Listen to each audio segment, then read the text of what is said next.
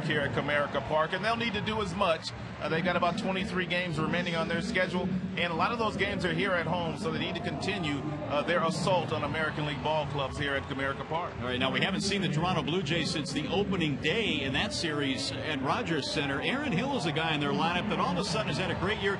Not too many people, aside from the astute baseball fans, know who he is. You know, he only played in 55 games last year because he had a concussion, but Aaron Hill's a guy that the Blue Jays always thought could really hit. He's probably having the best offensive season as a second baseman in the American League, and really all of baseball. He'll probably win his first Silver Slugger at that position, and you get a look at his ranks as far as hits, home runs, RBIs, and extra base hits, and this is all players.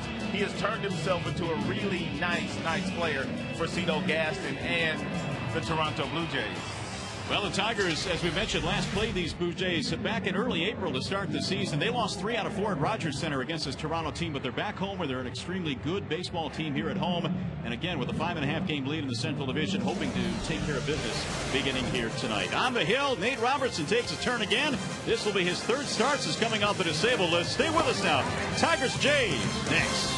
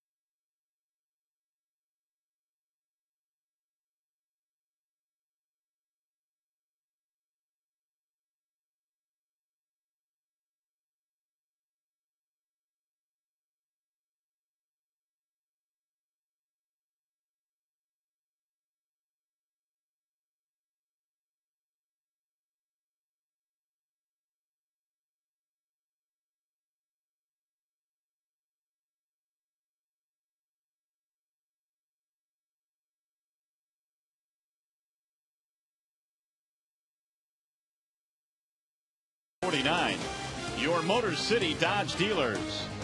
Comcast with over 10,000 on-demand choices, and most are free. And by Arby's Bacon Cheddar Roast Burger Sandwich. Try it today. It'll have you saying, "I'm thinking Arby's."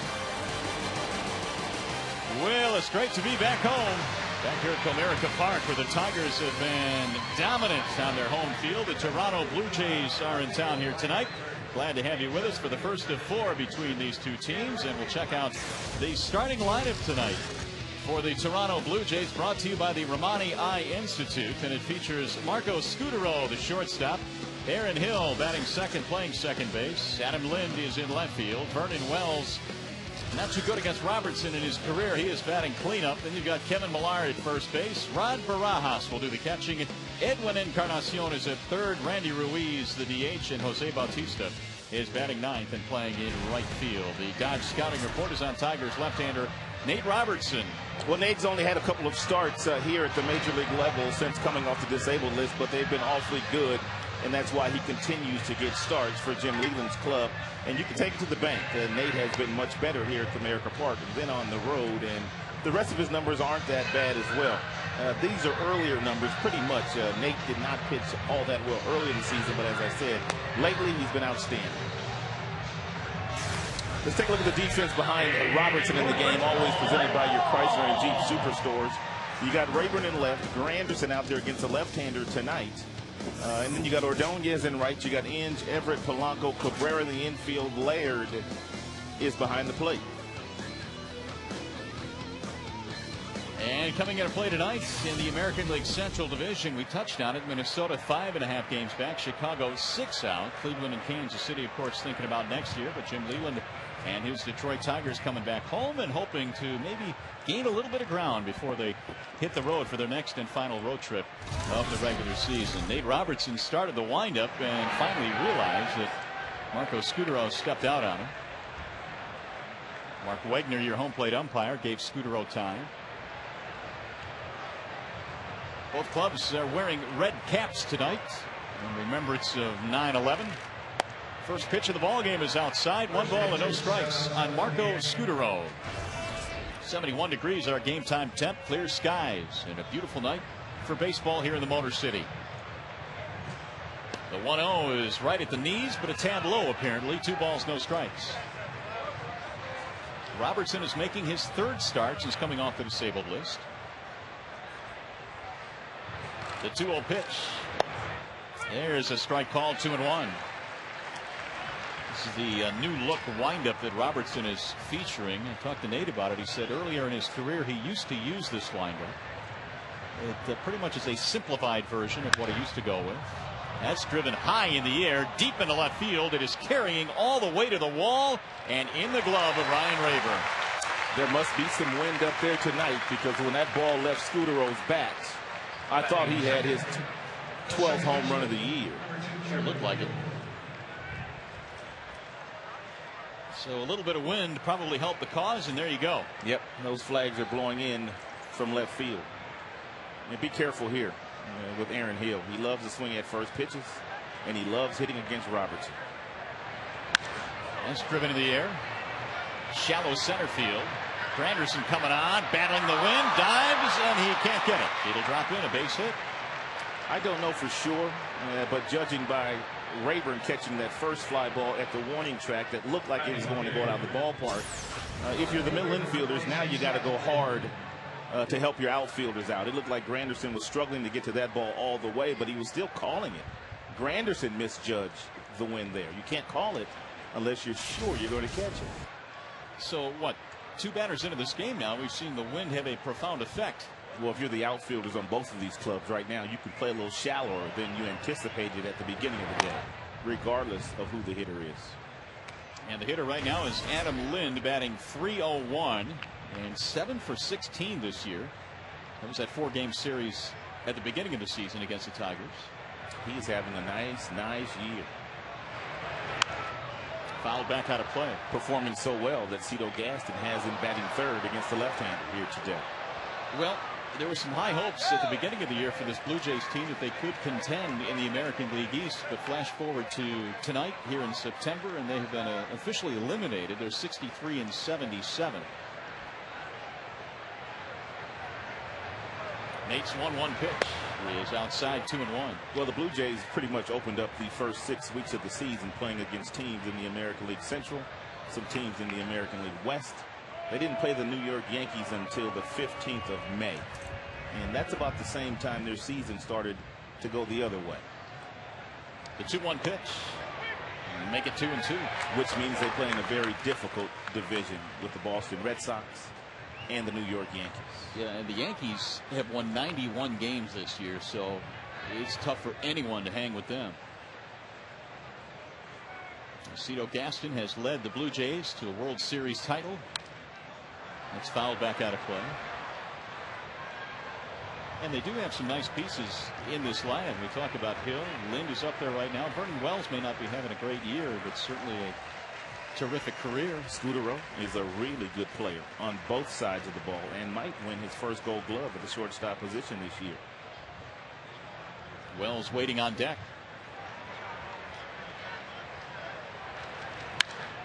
Again lifted in the air. This one to center field. Granderson has a beat on it. And back to first base goes Hill. 2 gone. So that's what the East looks like.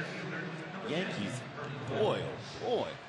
Are you kidding me? Well, if they're at 91 wins right now and you've got 20 some odd games remaining, they should get to 100 easily. And they really didn't start playing good baseball until Alex Rodriguez came off the disabled list. That kind of turned their whole season around. But A-Rod can have that kind of impact on your club. Here's Vernon Wells.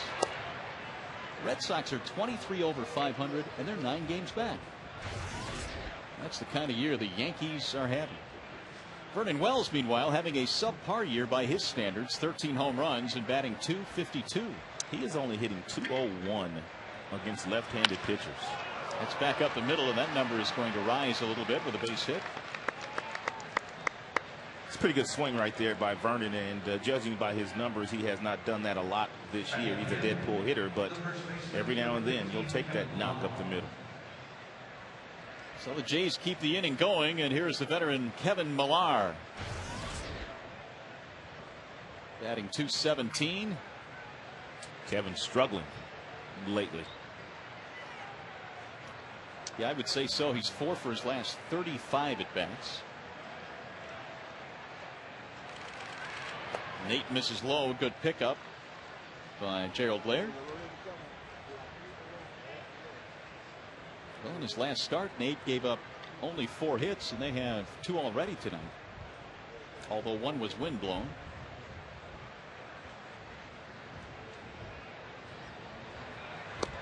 That's low. 2-0. Kevin Millar is a dead pull hitter. Even if you try to throw a little two-seam fastball outside, if you're Robertson, Millar will still try to pull that ball. That's where he does his damage, when swinging the bat effectively. Now it's 3-0.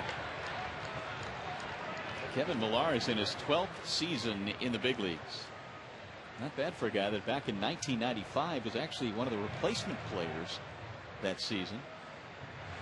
3-0 is a strike. 3-1. Also got into professional baseball playing independent ball. That's how he started his career. So he's done pretty well for himself. He really has. That's high, ball 4, and Robertson now has loaded the bases. First walk of the game, couple of singles and a base on balls. And that'll bring up the catcher, Ron Barajas. What a wave of emotions it was for the Tigers on the last road trip. 3 hard-fought victories in St. Pete, and then 3 kind of lackluster, sloppy losses in KC. But they are back home, hoping to get back to where they were before they hit the road, which has been pretty good in this ballpark. Here's Barajas, and he takes one right down the middle. 0-1. He's a .238 batter. Career with the bases loaded. Much better, though. .311.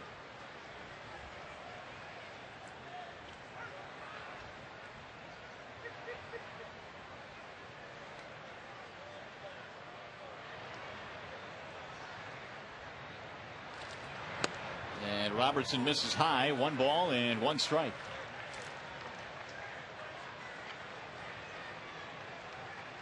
Barajas struggling himself. He's 0 for his last 10. But he's got a nice opportunity here with Hill at third base, Vernon Wells at second, and Kevin Millar down at first. Way outside. 2-1.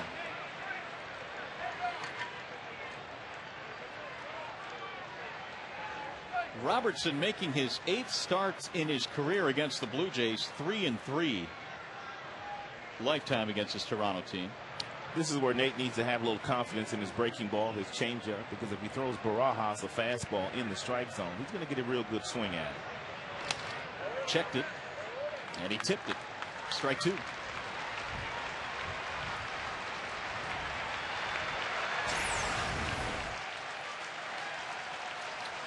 After the majority of the pitches that he has thrown to all the hitters being away today, he came inside with a 2-1 fastball there to Barajas, and Barajas couldn't pull the trigger. You might as well double up back in there, because Barajas is probably looking for something soft away. You might get the strikeout looking.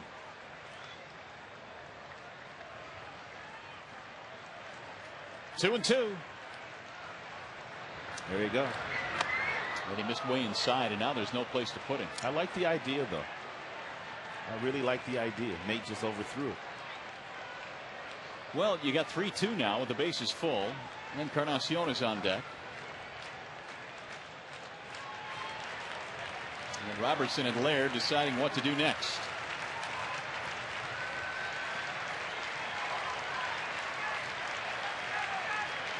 Now time is called and given to Barajas.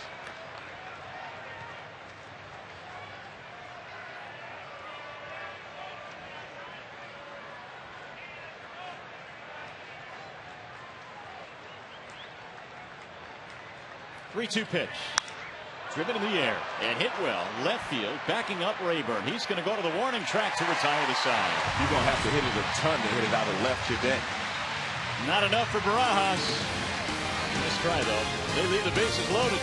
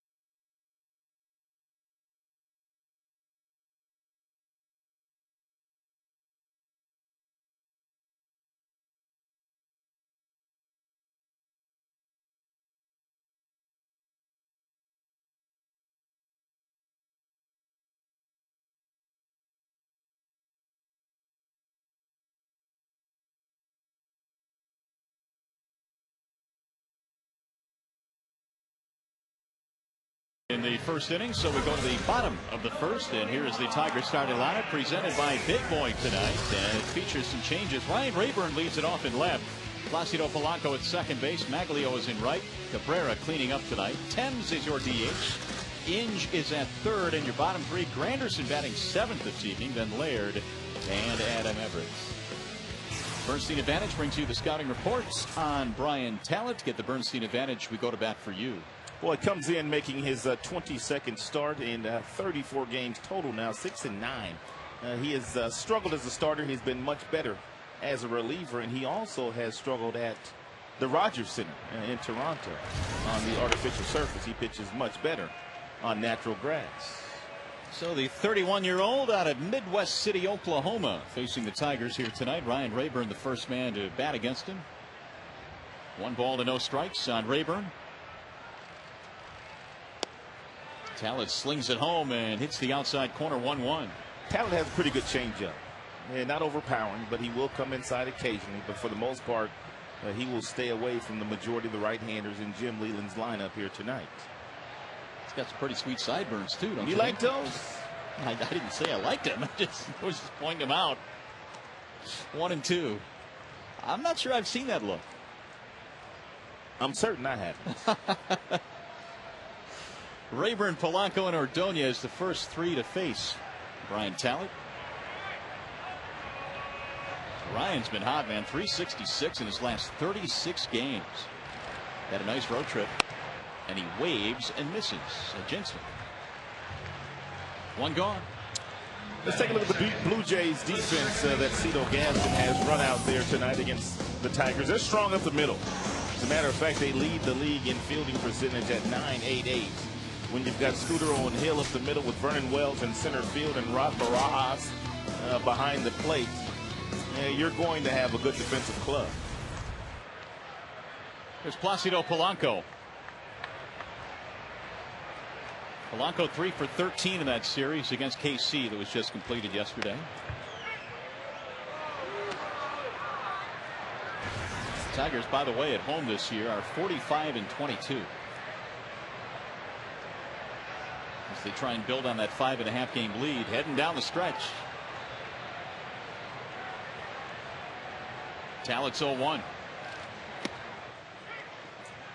Despite the numbers coming in, left-handers hitting Tallett about 50 points higher than right-handers.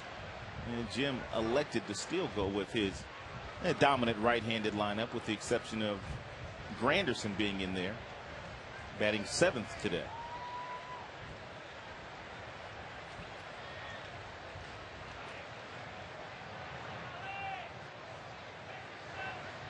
Here comes the 0-2. And he missed it high. 1 ball, 2 strikes on Placido.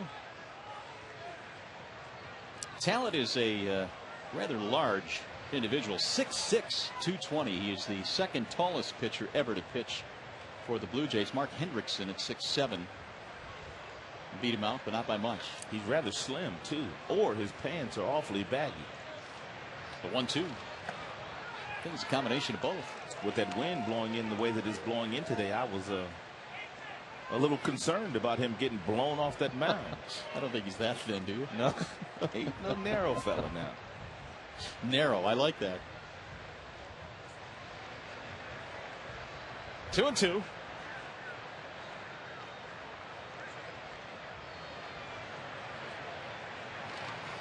And it just missed. Boy, Mark Wegner thought about it. He turned his head to the side and then decided not to call it a strike. 3-2.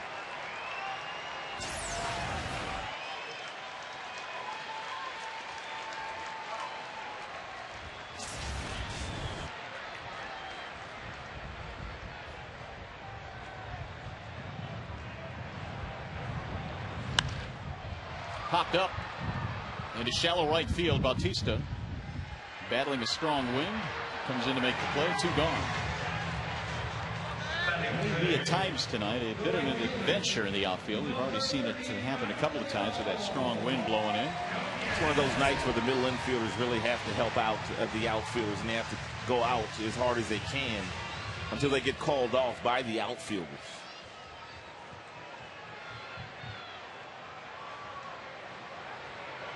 So with 2 outs, here's Ordonez. Maglio has hit safely in his last 4.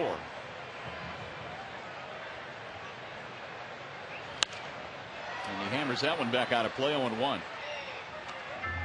Not a bad road trip for Maglio. In fact, he was 4 for 8 in the series against KC. Numbers have been great since the All-Star break. Power really hasn't been there, but he has been getting on base. The 0-1. Good fastball there by Tallett across his body on the inside corner at the knees. He won't do that often, but it's a good pitch every now and then.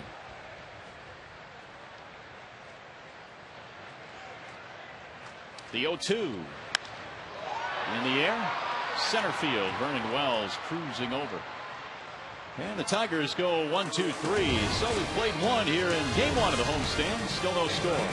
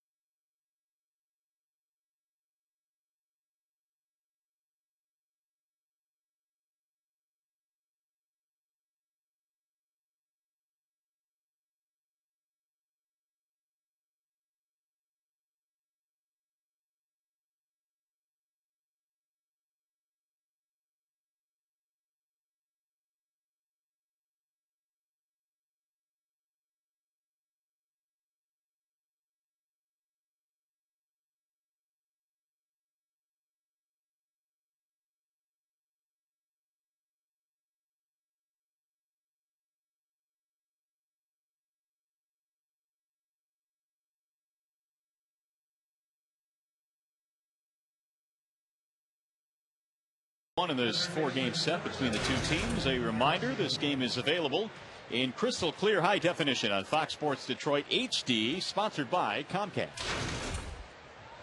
To the second inning we go. Robertson back to work, and Encarnacion fouls off the first pitch. He'll be followed by Ruiz and then Bautista. 7, 8, 9 in Cito Gaston's lineup. Encarnacion has hit in his last 3 straight games.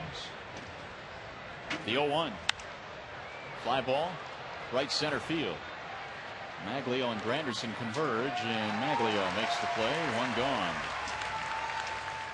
Well, here's an invitation for you to vote for the player of the game tonight. Tigers player of the game using your cell phone. Text Tigers followed by a space in the player's uniform number to FSDET or 37338. We'll see the final results post game during Tigers Live. There's Randy Ruiz. First pitch strike.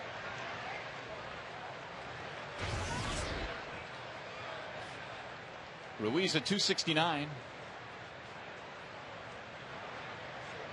He is a very interesting story. He was the MVP of the Pacific Coast League, at 106 RBIs this year at Las Vegas. But he's also a player that spent 10 years in the minor leagues before he got his first big league opportunity.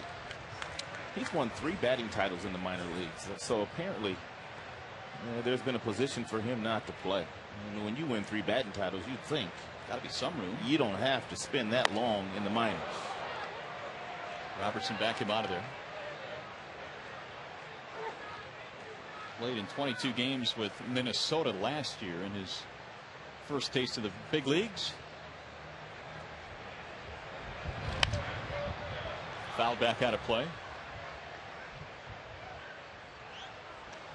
Randy Ruiz just 2 for his last 16.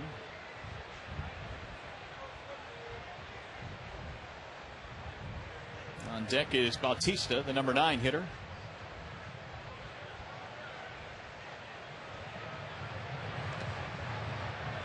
Three and 2. Blue Jays got to Robertson with a couple of hits and a walk in that first inning, but with the bases loaded, Barajas flied out to the warning track.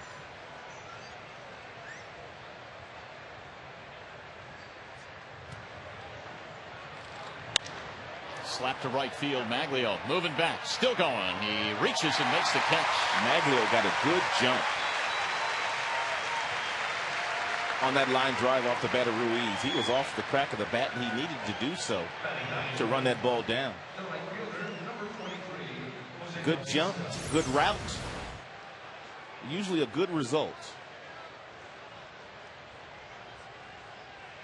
Today's one of those days where if you're Robertson, you don't have to be all that afraid, at least against some of these Blue Jays hitters that pitching inside with the wind blowing in the way that it is. I thought 2 of those balls had a chance to get out in the first inning, the one off Scudero's bat and Barajas's, but they were knocked down. Agreed. Both were very scary. The 1-0, and Bautista takes outside. If you weren't with us Nate's last start, we told you that Jim Leland and also Rick Knapp talked to him in spring training, and they kind of wanted Nate to change the way that he pitched. And Nate's always been one of those guys that has tried to get inside on right-handers with fastballs, and he's always had that bulldog mentality. But with the year that he had last year, they thought he'd be better served if he kind of changed. Went to the way Kenny Rogers pitched away from the right-handed hitters. Change-ups and fastball counts and whatnot. Well, back in 06, Nate had a bird's eye view of how Kenny operated here.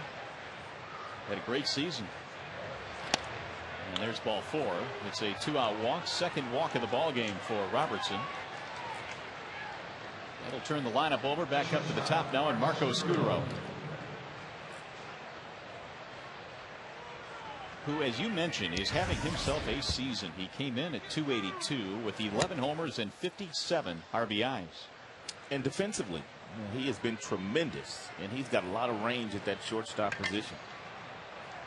Derek Jeter will probably get the Gold Glove in the American League again, but Scudero is going to give him a run for his money. Well, I think the Blue Jays have finally given him a chance to play every day. I know he was a fill-in with all the injuries at Oakland in his days there, but last year he got 517 at bats, and this year even more than that. That is one thing that Cito Gaston does for all his players. And he's very loyal, and he puts them in there when they're struggling. It really doesn't matter, and he really stands behind all of them. And Robertson having a tough time of finding that strike zone consistently here today. He's thrown more balls than strikes. And he's fallen behind 2-0 on Scudero with 2 outs. Rick Knapp winding down his first season as big league pitching coach here in Detroit. It's been a good one, too. I was going to say, I mean, you look at the numbers all across the board, and the Tigers have to be happy with the job that he has done. That's outside, and now the count goes to 3-0. With the dangerous Aaron Hill on deck.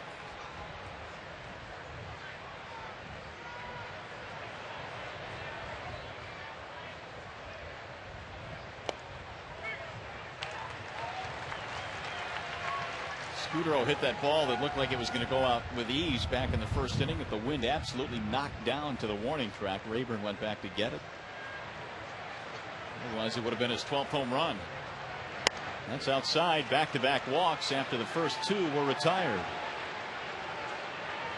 Which means Rick Knapp will make a stroll out to the mound.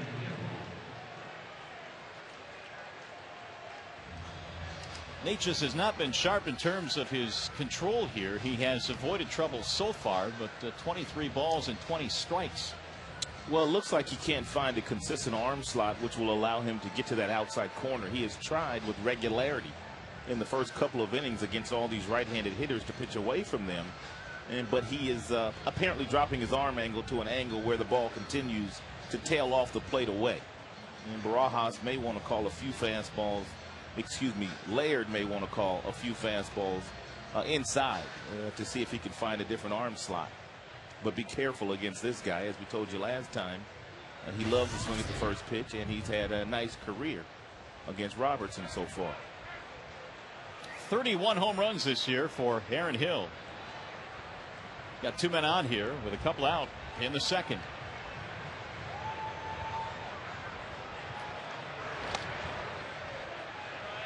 Did he go? Strike 1, says Rick Reed down at first base.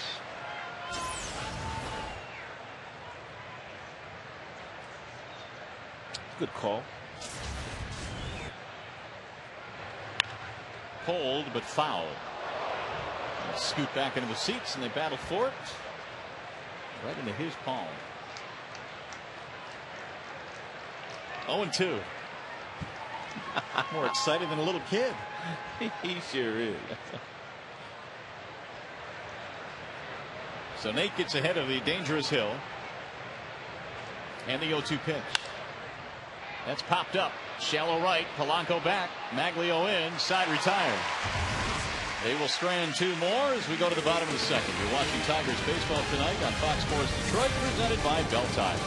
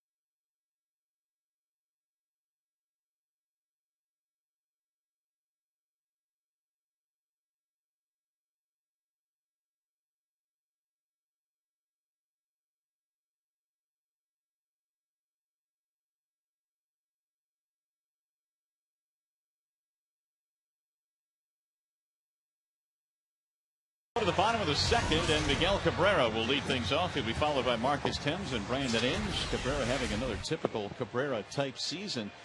Since the start of last year, only these guys have led their team in 5 different offensive categories.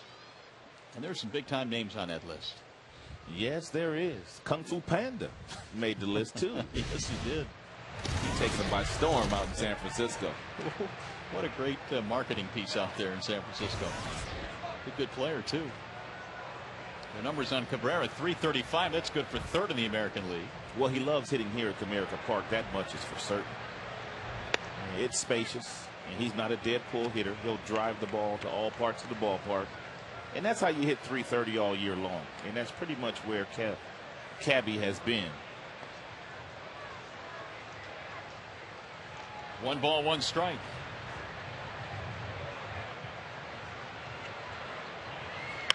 Bouncing ball to short.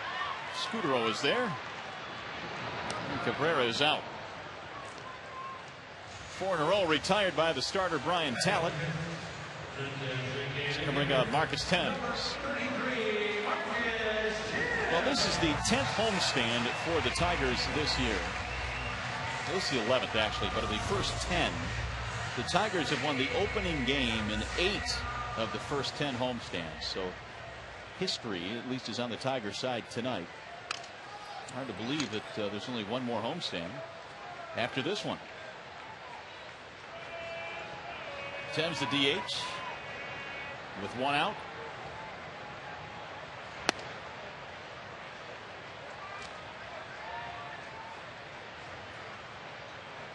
Marcus 3 for 5 in the series against KC. Had 4 hits on the road trip.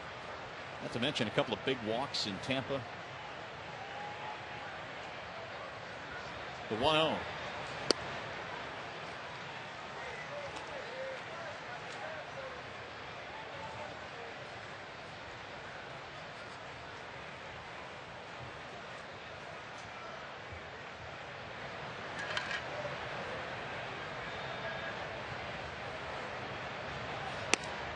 Big swing, 1 ball, 2 strikes.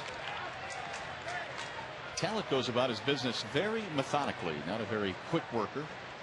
And it looks like he's going to try to get these Tigers to swing at some high fastballs. He's thrown quite a few. Belt buckle or higher, and the Tigers have swung right through them. You have to the best of your ability, lay off that pitch. Marcus could not lay off that one either. Well, and the result is the 2nd strikeout for Talent. 2 gone. Some of that success at home that we're talking about. How about the record in the last 41? Well, when you score 5 a game and your pitching staff is giving up just a little better than 3.5, the end result is going to be a lot of wins and a lot of handshakes as well at the end of the ball game.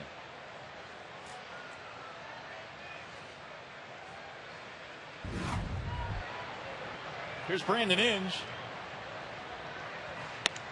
Ball 1. Couple of hits in the KC series for Brandon. 231 average. He had 3 home runs in that series to begin the year in Toronto at Rogers Center. A series, by the way, in which the Blue Jays won 3 out of 4. Blue Jays got off to a really nice start this year. And they were in first place in their division until about mid-May.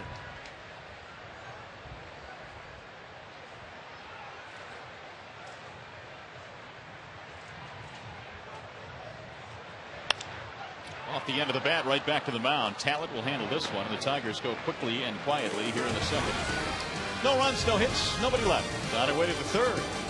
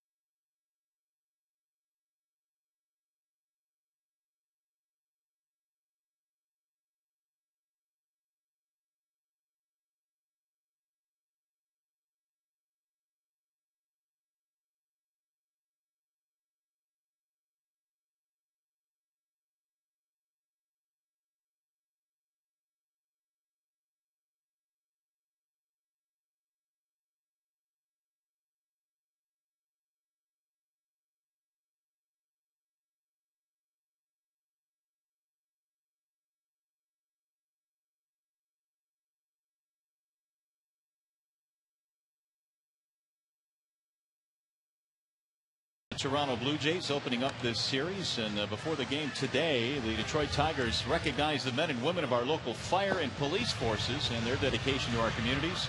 Had an on-field event, and before the game today, moment of silence also for the fallen firefighters and police service men and women who were lost on September 11th in 2001. They had a moment of silence observed, and it was a very nice ceremony before the game.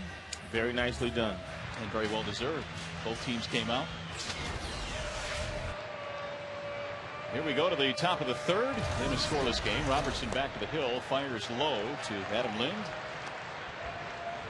No runs, 2 hits for the Blue Jays. No runs, no hits for Detroit tonight. Lind, Wells, and Millar in the third. 2-0.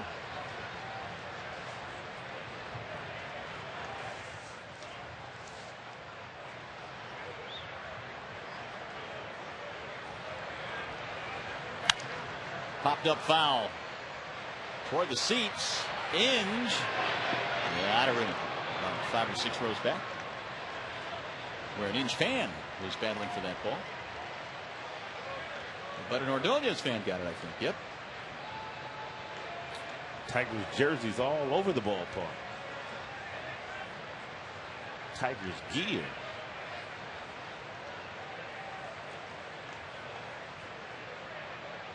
Here's the 2-1. Popped up again. Third base side. Inge. Gonna have room this time. And 1 away. Well, here's something we'd like to pass along to you. WelcomeBackVeterans.org is one of the many ways Major League Baseball is commemorating the National Day of Remembrance and Service.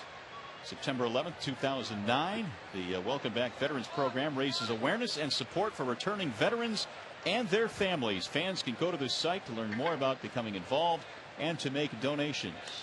And we encourage you to do so. WelcomeBackVeterans.org. Here's Vernon Wells.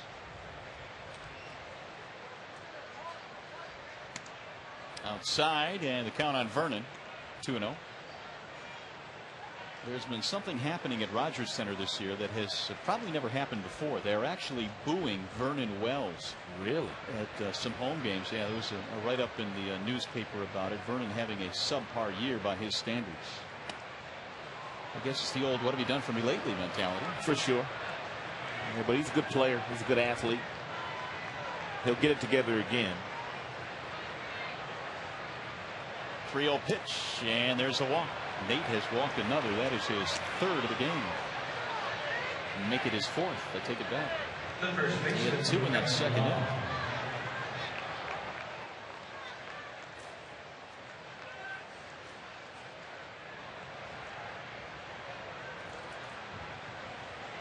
Here's Kevin Millar.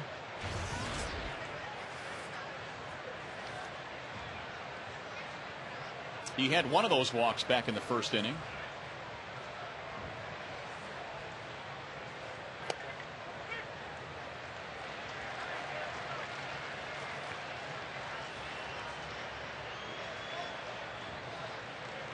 Millar has hit into 9 double plays this year. Wells and Hill have bounced into 16 to lead their team.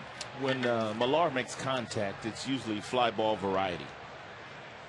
He doesn't usually hit a lot of ground balls. He's got an uppercut swing from the right side.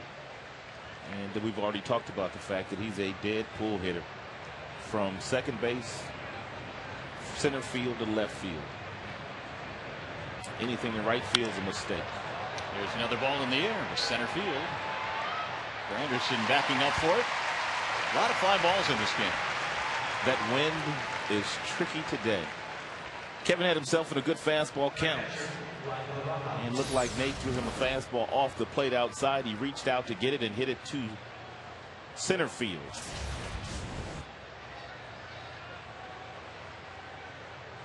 There you go. Every out has been via the fly ball. He's playing the elements today. Wind's blowing in. Let them hit it as far as they can.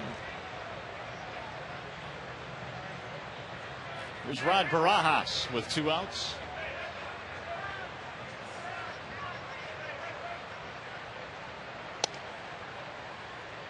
Barajas flat out to left field. That ended the first inning with the bases loaded. Batting .238. He is a free agent at the end of the season. The Blue Jays not quite sure what's going to happen with their catching position next year. He's a good one, though. I think Cito Gaston was quoted as saying just a couple of days ago that he thinks that Barajas may be moving on at the end of the year. But Barajas said, well, the Blue Jays are in the hunt. He loves the city of Toronto. And so he's not totally closing the door. But when you become a free agent, you certainly have to explore that, I would think. The 2-0 is outside, 3-0. Boy, Nate's really been able to pitch around a lack of command here in this game.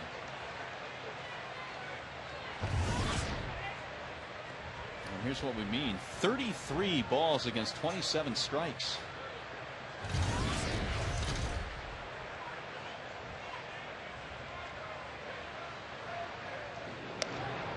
This Blue Jays team does not run very much. They have 66 steals, which is tied for last in the American League. And you guessed it, they're tied with the Tigers. 66 stolen bases.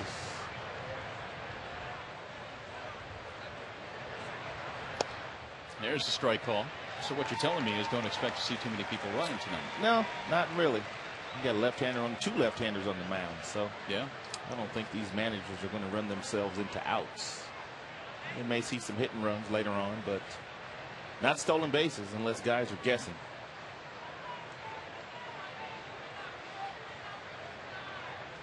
The 3-1. Ball 4. That's another walk. 5 of them now for Robertson. So he is flirting with disaster again. That'll put 2 men on and bring up Edwin Encarnacion. Every time Nate takes the ball, they're big outings for him these days. And the Tigers look like they're going to get into postseason, and Nate would love to be on that postseason roster, which means every time he gets a start, every time he comes out of the bullpen, they will be looking at him real close, because those last few roster spots, and when you're trying to get your roster together, are always the toughest. There is strike 1 to Encarnacion. Yeah, and there's no question that the stretch run in September is critical for him. And Jim Leyland even said before the game, this is his spot in the rotation to lose right now. 0-2. Of course, Nate pitched in the postseason in 06. So he has postseason experience as a starter with Detroit. No balls, 2 strikes on Encarnacion. And a high towering fly ball to left. Rayburn going back to the track, to the wall, and he's coming back for it to make the catch. Wow. Nate Robertson has got to be loving this win tonight.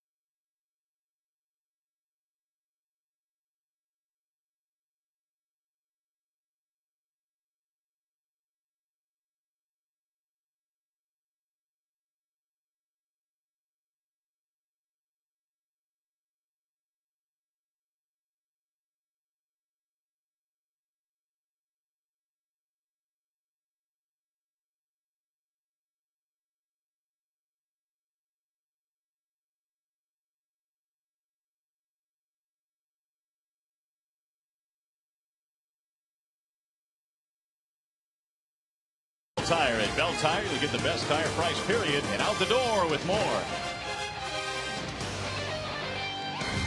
Nice to be back home after a road trip. Tigers back at the friendly confines of Comerica Park. No score in this one as we go to the bottom of inning number 3. The Jays are in town on a nice but very, very windy night, to say the least, as Curtis Granderson leads it off.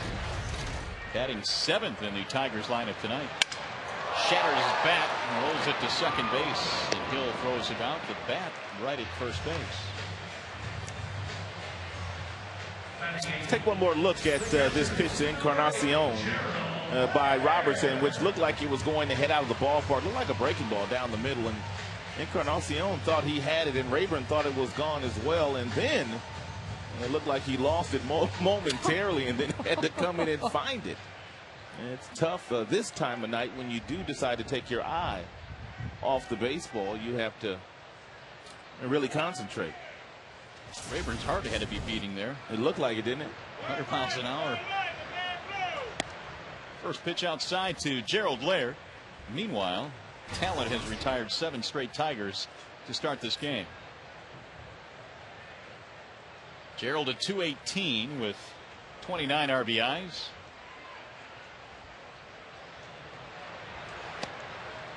There's a strike at the knees. Laird 1 for 6 in the KC series. Caught all 3 games.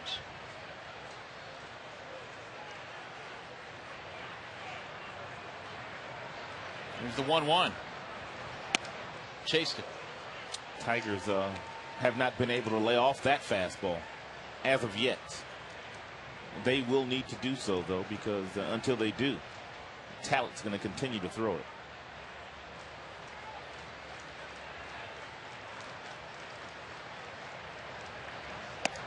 Went up there again. This time Laird laid off. 2-2. Talent is a native of Oklahoma. He was born in Midwest City, Oklahoma. Originally drafted by the Cleveland Indians back in 2000, a second-round pick. And again, he went up there, missing high, 3-2.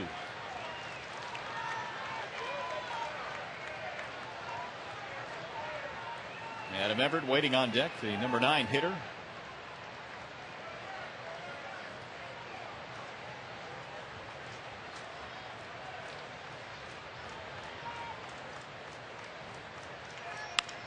Rolled foul, third base side. Full count on Gerald Laird.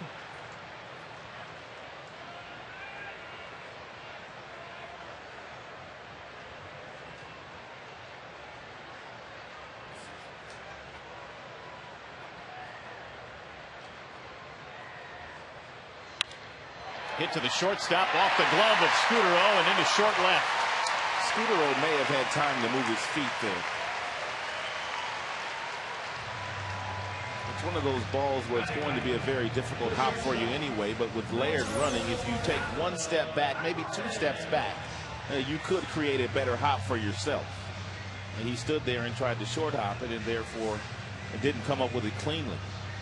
He should get a base hit there, though. I would think. They haven't posted it yet. Either way, if it is a hit, it'll be the first of the night for the Tigers. Here's Adam Everett. Laird needs a hit. This is true.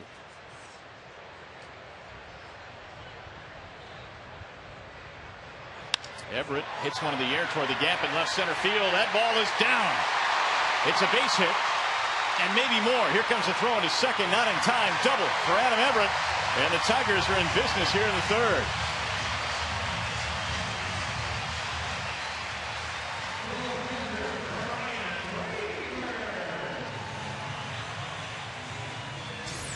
Looked like Adam may have hit this ball right off the end of the bat, but he still was able to find a nice soft landing spot in center field. And if Vernon Wells can't get to it, it's not catchable out there. He's one of the best center fielders in the game, and good heads-up base running there by Laird, who had the play right in front of him and knew he could get to third base. By the way, they ruled that Laird play an error. And the Jays entered with the fewest errors in the American League, 67, but they picked up one here tonight. And it gives Ryan Rayburn an opportunity.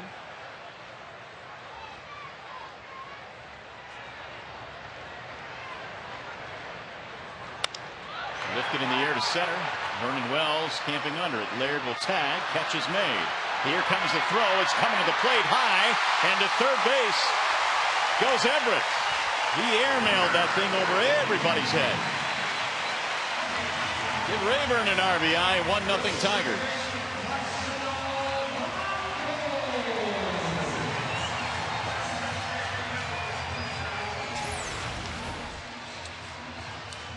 And Vernon Wells did everything that he should do on this ball. He got behind it, took very little time getting the ball on its way to home plate, but got underneath it in trying to make too strong a throw, which allowed Everett to take off from second and make it to third. As soon as that ball left his hand, he was throwing it straight up. 1-0 Detroit. Runner at third with 2 outs. Polanco fouls it away.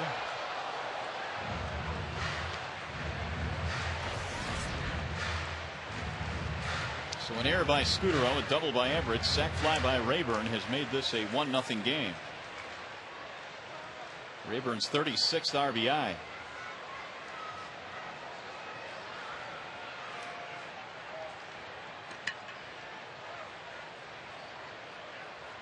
Placido trying to knock in a 2-out run. A little bit low.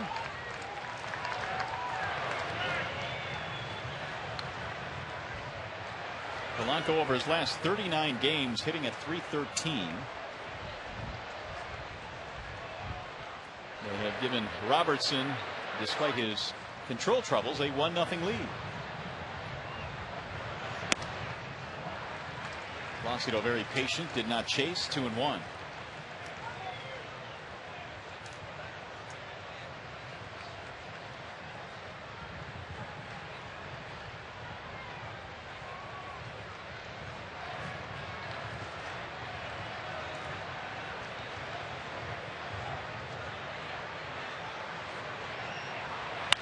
Bouncing ball to short. Scudero to his left.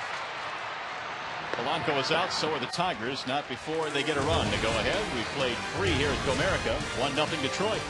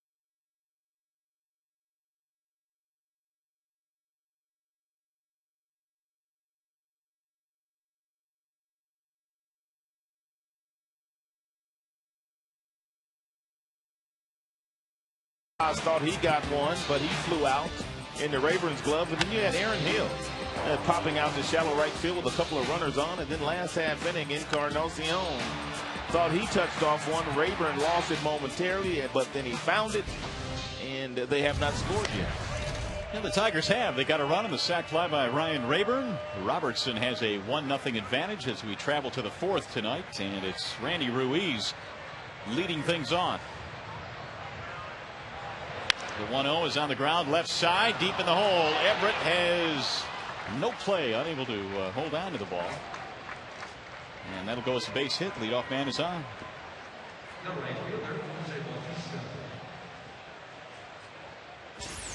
Couple of steps in a dive here for Brandon. He could not come up with it, but Everett, had he been able to glove this ball, he might have had a chance to throw Ruiz out. And when he mishandled, I took a look down to first to see where Ruiz was, and he still had quite a ways to go. Was he carrying the piano? Yeah. Use that piano to jump on your back until you're rounded second. There's a ball to Bautista. So the Jays now have their third hit. Toronto has stranded 7 through the first 3 innings. Ball low, 2-0. Nate gets behind another hitter. He has a very odd line score right now, pitching line, leading in this game, but he's walked 5. Hasn't struck anybody out. He has surrendered 3 hits. That's lifted toward right field. Maglio cruising over. 1 out.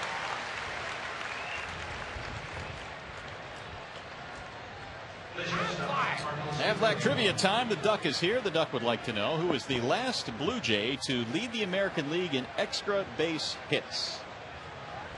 Of course, Aaron Hill is bidding for that this year in the American League, but who was the last Jay to do it in extra base hits, leading the league? I'm sorry, I said Hill. It's Lynn. Adam Lynn. Scudero, the batter.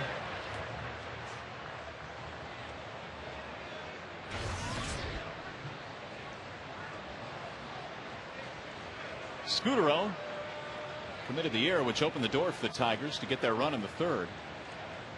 And Scudero must be getting a little tired. He's only hitting 146 in the month of September in 41 at bats. Well, the average now is at the 281 range. But he has had a great year. 153 hits. He scored 95 runs, and the batting average is still above 280. 2-1 on Scudero. Nate Robertson, by the way, has been behind 2-0, 3-0, or 3-1 on 9 of 19 batters. So typically that will catch up with you, but he's been able to wiggle out of some jams here, including the bases loaded back in the first.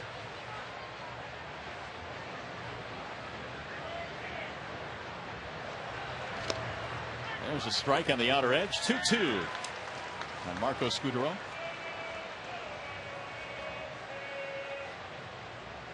'95 runs scored this year, 6th in the American League. So more, it looks more and more like he'll get to 100 this season, which will be quite a year for Scudero. They were talking about his name at the trading deadline as well. It came up quite a bit, and why not with the season he had had to that point. He's a nice player.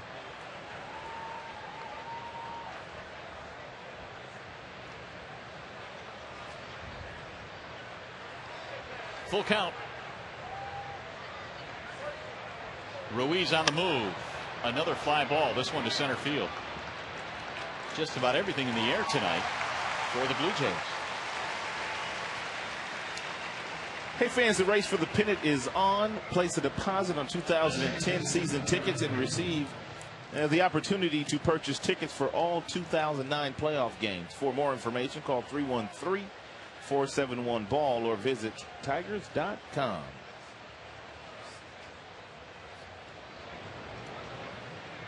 Boys all bundled up down there today. Some of them anyway. It must be a little chilly down there. Well, it was 71 at game time, but that wind may be taking the feel of the weather tonight down a little bit. All 11 of the outs that Robertson has recorded tonight have been in the air.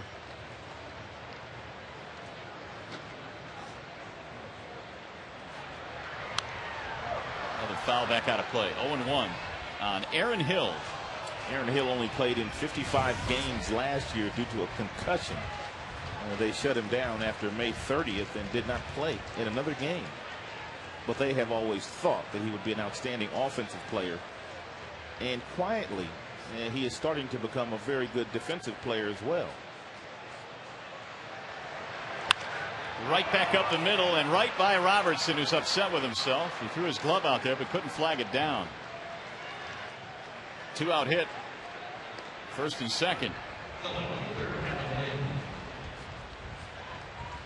And once you deliver that ball toward home plate, you become another defender. And that ball was right at Robertson. But still a tough play, hit rather hard off the bat of Hill.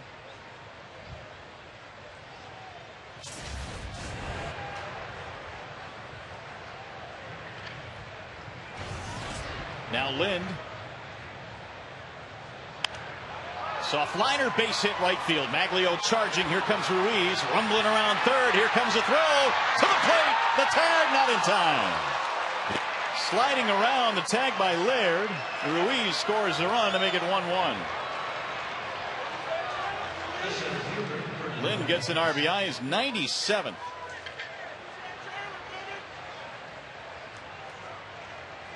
It looked like Date made a pretty good pitch, but the ball was up, and Lynn was able to muscle this ball into the outfield. Maglio, he got himself a real good read, a good throw off to the plate, but Ruiz was able to get in there just ahead of the swiping tag by Laird. He had a pretty good head of steam going. And now Lynn has his 97th run driven in. It's a 1-1 game. And Maglio took very little time getting rid of this ball. And Maglio may not have the strongest arm or as strong of an arm as he used to have, but he's still very accurate when throwing the baseball. Jays now with a chance to claim the lead here with runners at first and third. And they've got Vernon Wells up there. Single and a walk tonight for Wells.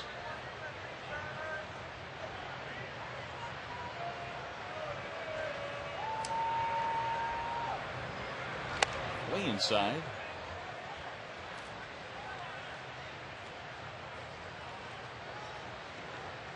Well, you can get Vernon out with breaking balls if you locate it well. For Nate, it has to be down and in. Galarraga warming up. And blocked by Laird, keeping that runner at third base. Hill scampers back. Jays have 5 hits and 5 walks. Well, if you call for the breaking ball, you have to anticipate that it's going to be down in the dirt, and you have to be ready to get over and block it, and Laird did both of those.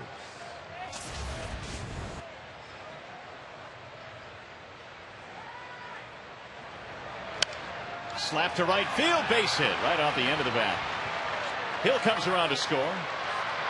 Lynn goes to third, throw to second base, not in time, and now the runner at third base, who was deked on that play. Lynn was almost caught down the line. Inge made a pretty good deke, as if the throw got by him. I don't know if Lynn bid on that. But Wells will get an RBI to make it 2-1, and the phone call goes back out to the pen. And Vernon Wells, as we've seen in this game, 1 base hit up the middle and 1 base hit the opposite way, which Vernon does not do a lot of. And here's Lynn.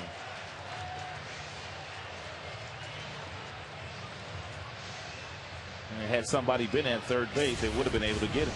Both Everett and Inge put a pretty good deke on in that play, and they almost got him to bite.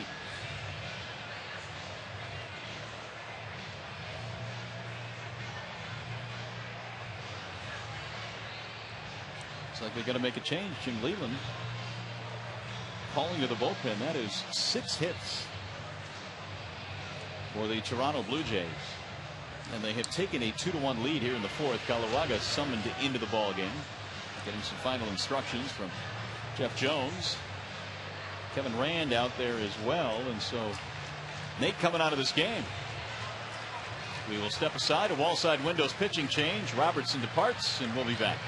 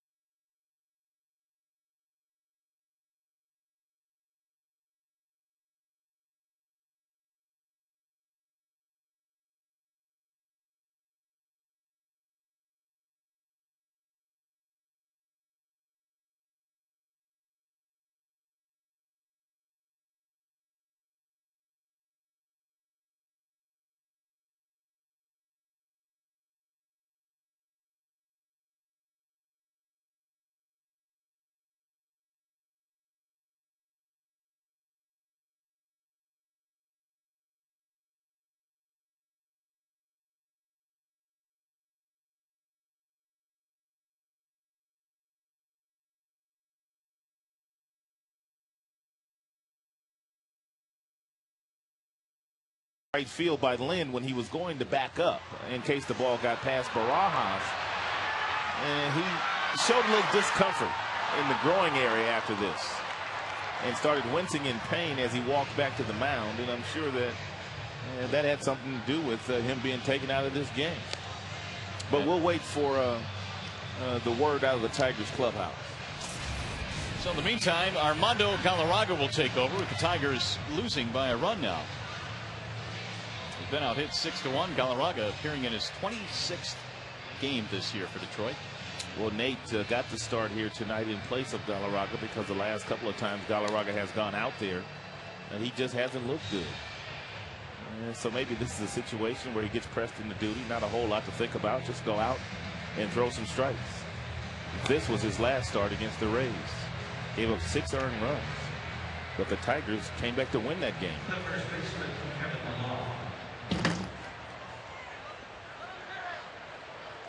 So Laird and Galarraga converse before they attack Kevin Millar here. Millar with runners at second and third, 2 runs in for Toronto. They have taken a 2-1 lead.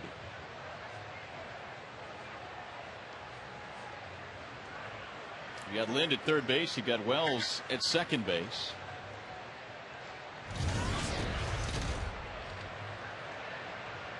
And Millar trying to build on the lead. Ball 1. Kevin Millar with a fly ball and a walk. Robertson left the game with 5 base on balls. None of them scored though.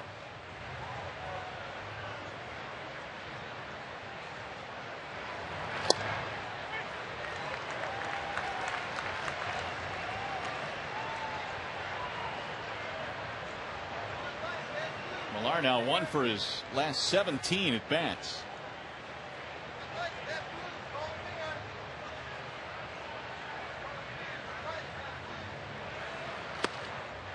There's a strike on the inside corner.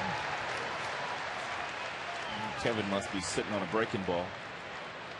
Galarraga throws lots of sliders. So if you're a right-handed hitter, until you get 2 strikes, every now and then you can go up there and sit on that pitch, especially with runners in scoring position.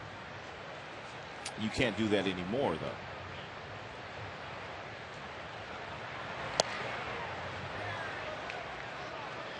Two and two on Millar.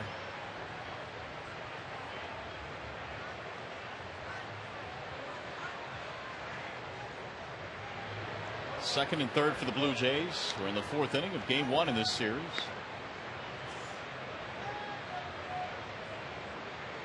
And the 2-2. Fouled back out of play. Kevin Millar has that muted or abbreviated Gary Sheffield bat wagon. It's not quite as violent as Sheffield's. That's where he got it from when they were teammates in Florida. Millar kind of patterned himself after Sheffield a little bit, at least this part of his swing.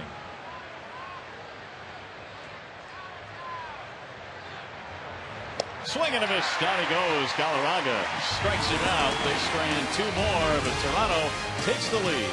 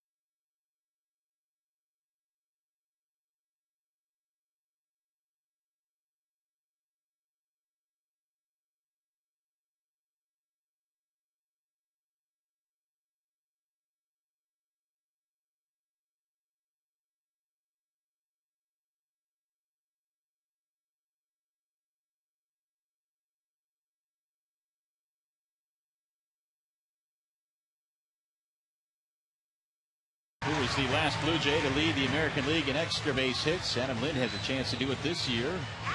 Last Blue Jay to do it is that guy, Vernon Wells, with 87 back in 2003.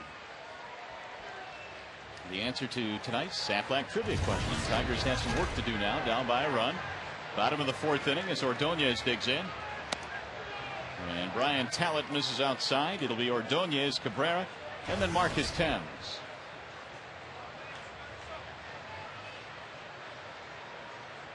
Maglio fly to center field his first time up.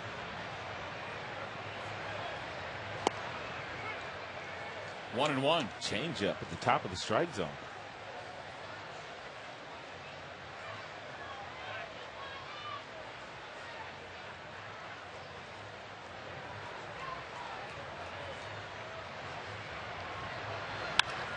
Right back up the middle. There's another hit for Maglio.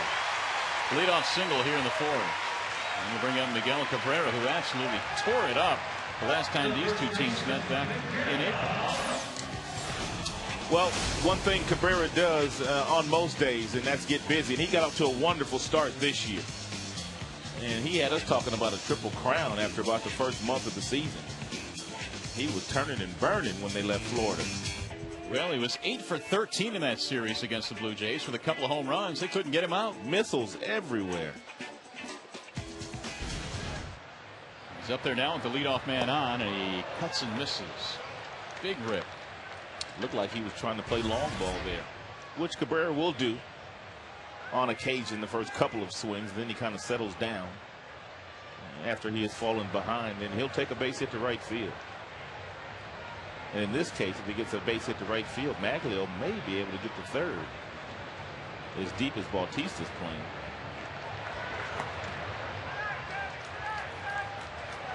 Cabrera, 28 home runs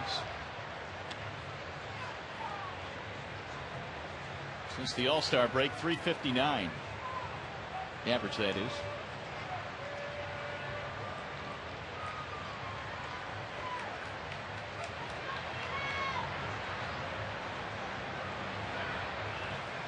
We were talking about in his first at bat how he loves hitting in this ballpark and has done so well at home this year. I wonder what his initial thought was when he was traded to Detroit, knowing that this ballpark had a reputation of being more a pitcher's park than a hitter's park. He probably wasn't all that fond of it, but as he said, once he got traded, he knew a lot of players that the Tigers already had on their roster. Not to mention there aren't too many parks that can hold Cabrera anyway. And he also knew that he was coming to a pretty good team, although they did not play well at all last year. And they clearly underachieved, but I don't think any slugger likes to see 420 straight away center field. 2-2. Man on, nobody out.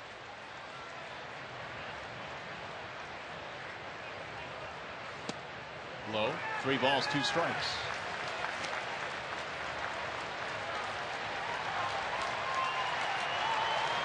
Marcus Thames lurking on deck. I would not be surprised to see him maybe start Maglio here. Cabrera doesn't really strike out all that much.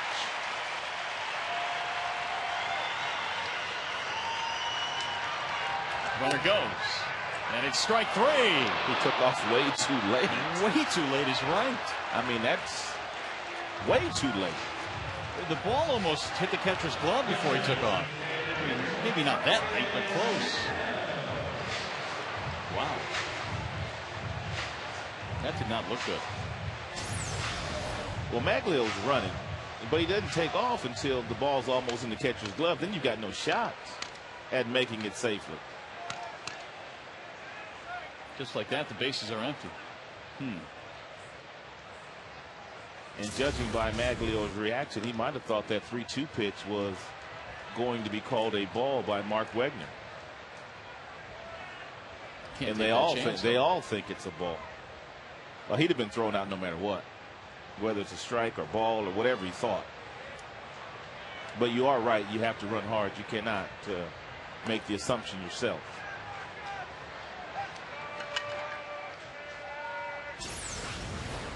Change up, circle change. at the top of the strike zone that Barajas brought back into the strike zone and got the call. 2-0 on Marcus Thames, 2 outs. Make it 2-1.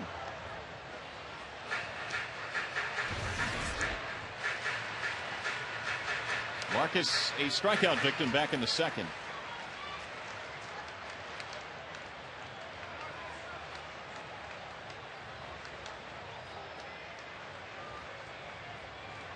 Here is Tallett's 2-1 pitch.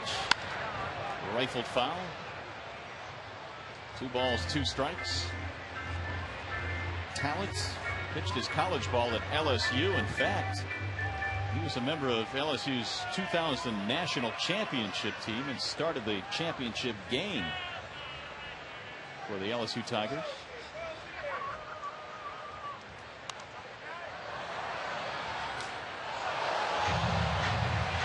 Two and two, the count stays.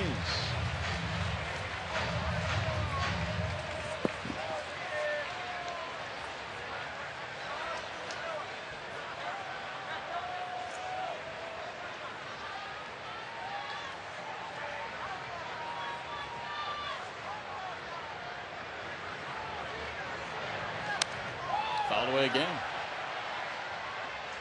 Thames this year has hit 13 home runs. There was a spell around the All-Star break or leading up to it that Marcus was playing every day. Tigers made some changes around the deadline. Aubrey Huff was acquired. Carlos Guillen came back. Guillen was DHing when he first came back, taking a lot of his at-bats. And that's down the left field line. Fair ball. It'll go to the corner. Extra bases for Thames. He'll hit the bag at second and hold there with a double. Very seldom can you sneak a fastball by Marcus Thames in that area where they tried to sneak that piece of cheese by him. And we're going to look at it in Exmo, courtesy of Lincoln Mercury. The ball is down the end. Velocity is 90 miles an hour. And that's an absolute missile off of Marcus's bat.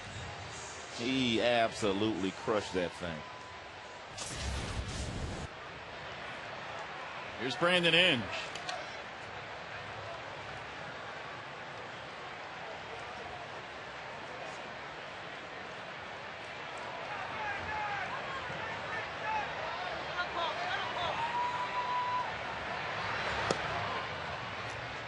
One and 0 on Brandon.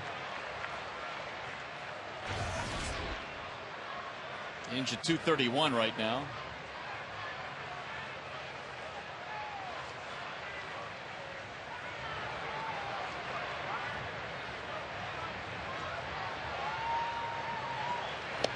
Wave and a miss. 1-1. The 27 home runs for Brandon Inge ties a career high. It's also second on the team right now behind Miguel Cabrera's 28. Granderson has 26.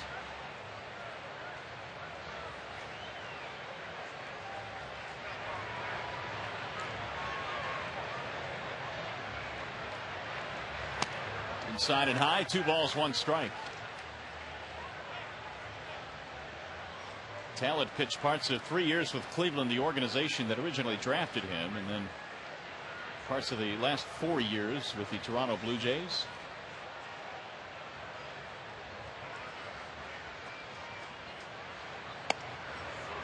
Three and 1. Granderson on deck.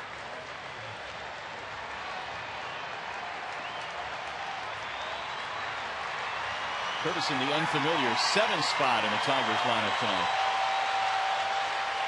Fans starting to make some noise with a 3-1 count. And he lost in ball 4. I know Curtis has had his issues this year against left-handed pitching, but Talent gives up a lot of hits to left-handed hitters. Left-handers are hitting 294 against Talent coming into play tonight, and righties only 249. So if there was ever a guy that Curtis can get some good swings against, it would be Talent. There are the splits. And it looked like he was pretty much pitching around Brandon Inge to get to Curtis Granderson. Randy shattered his bat and rolled out his first time up. skies this one in the air. Hit pretty well to center. Vernon Wells, though, will get back there. And the threat is over. No runs for the Tigers. Couple of hits. They lead 2, and we go to the 5th.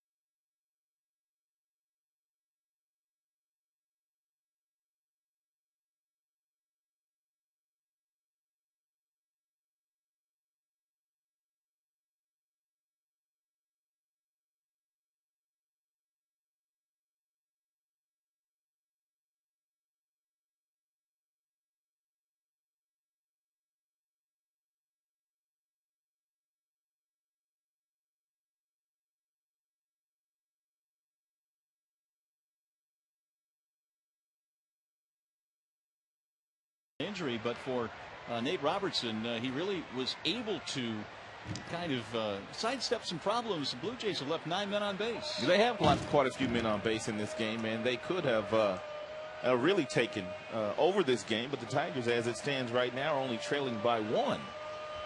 And that's a good sign, though. But talent really has kept the Tigers off balance with a mixture of high fastballs and changeups and breaking balls. They really have not been able to do much against him. Well, Galarraga back to work here in the 5th inning. Rod Barajas leads it off, and strike 1 from Galarraga. Barajas, Encarnacion, and then Ruiz. 6, 7, 8 in the Toronto lineup.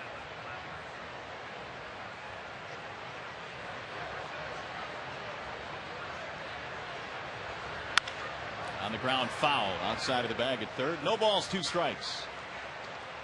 Tigers tonight have been out hit 6-3. Detroit got a run in the 3rd to go ahead. And then the Blue Jays took the lead with an RBI single from Lind, and Wells had an RBI hit.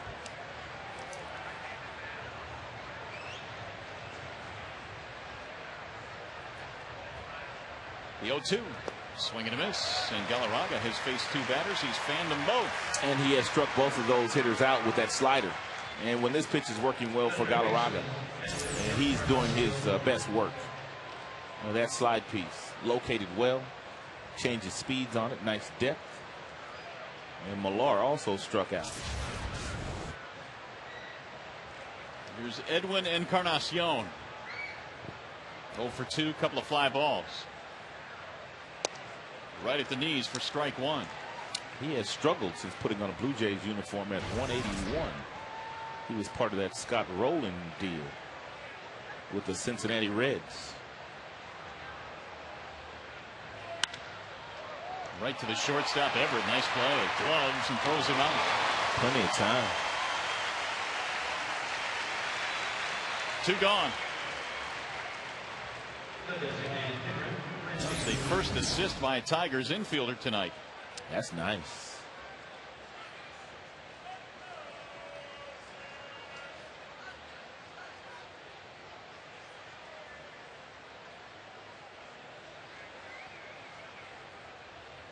And a thank you very much from Galarraga. He said, "You the guy. You the guy." He said, "Not the man. You the guy." Rolled slowly toward third. Ends will charge. Quick inning for Galarraga. Nicely done. He's faced 4. He's retired all 4. Still a 2-1 game.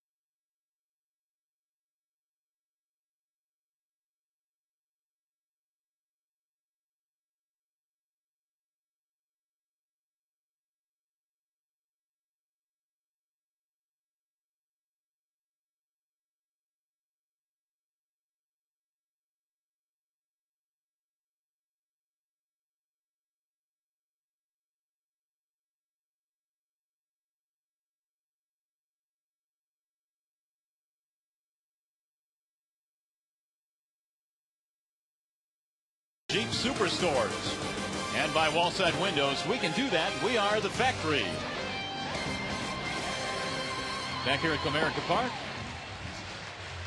as the Tigers and the Toronto Blue Jays go to the bottom of the 5th inning in a 2-1 ball game. Armando Galarraga has come out of the pen, faced 4 batters, and gotten all 4. And looked good doing it. 2 of them via the strikeout. Gerald Laird will lead it off. Tigers trying to get the offense going here in the 5th. They have 3 hits tonight. Gerald reaching on an error by Scutero in his first at bat.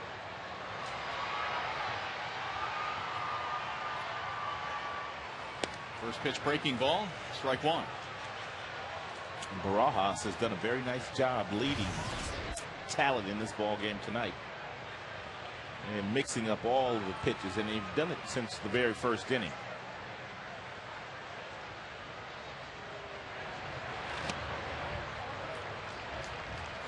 Well, Talent had a 1-2-3 first, a 1-2-3 second. Tigers got a run in the 3rd and threatened in the 4th. Couldn't score in that 4th inning, though, as they stranded a couple. Out in front, 1-2.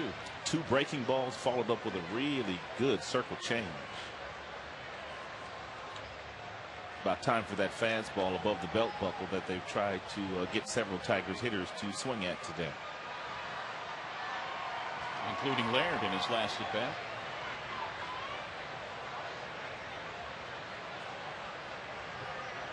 First of 4 between these 2 teams. This series will spill over into Monday. Wraparound. It is. That one's inside, 2-2.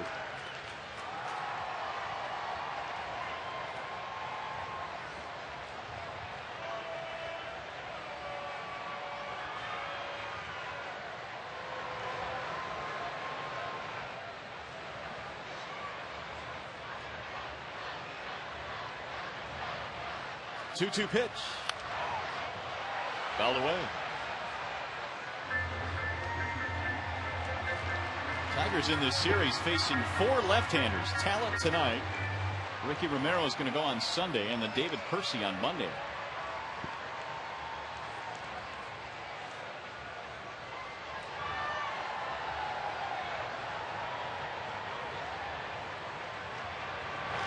And a swing and a miss. Down he goes.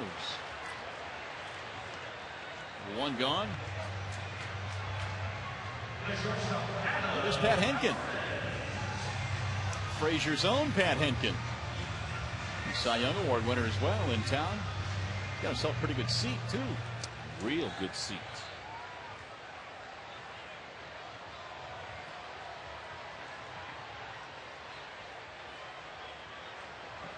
One out for Adam Everett.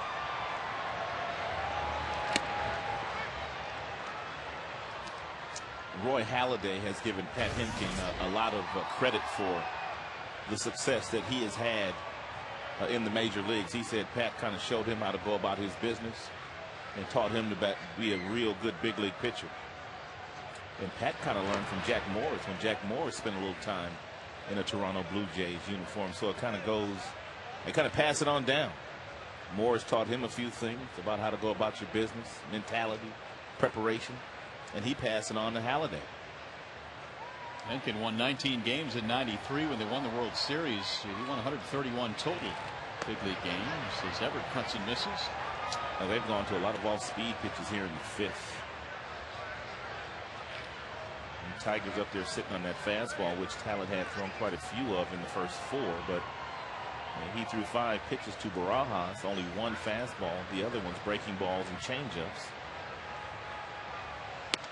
Got him, strike 3. Everett caught looking, 2 gone, 5 strikeouts for Brian Talent. Changeup followed up with looked like a cut fastball here. Everett must have thought this ball was off the plate and cut right on the corner. We're starting to see more and more starters and relievers cutting the baseball. A lot of guys used to sink it, but now there's a lot of cutters, a lot of cut fastballs these days. And some cut fastballs act almost like a slider. Well, we've seen a pretty good one from our own Brandon Lyon. All year long. Brandon really took that next step with this cut fastball when he started throwing it to the right-hand batters. First month of the season, he was only throwing it to the left-handed hitters, but his season turned around when he started throwing it to right-handers. Ryan Rayburn with 2 outs. That's lifted back out of play. No balls, 2 strikes on the Tigers left fielder, Ryan Rayburn.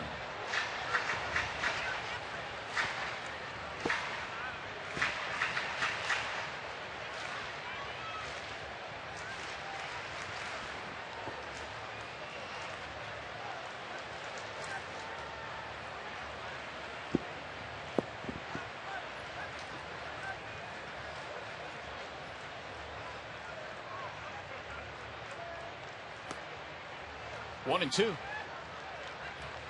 Rayburn responsible for the Tigers' only run, the sacrifice fly in the 3rd. Knocked home Gerald Blair, who reached on an error earlier in the inning, and Tigers had a 1-0 lead at that point before the Jays came back and scored a pair in the 4th. Take a look at Barajas. So he looks up at the hitter to make sure that hitter's not looking down when he's trying to give signs or location, which some hitters will do. Down he goes, and he strikes out the side. 6 of them now for talent. Still 5 in the books. Bautista, Scudero, and Hill coming up.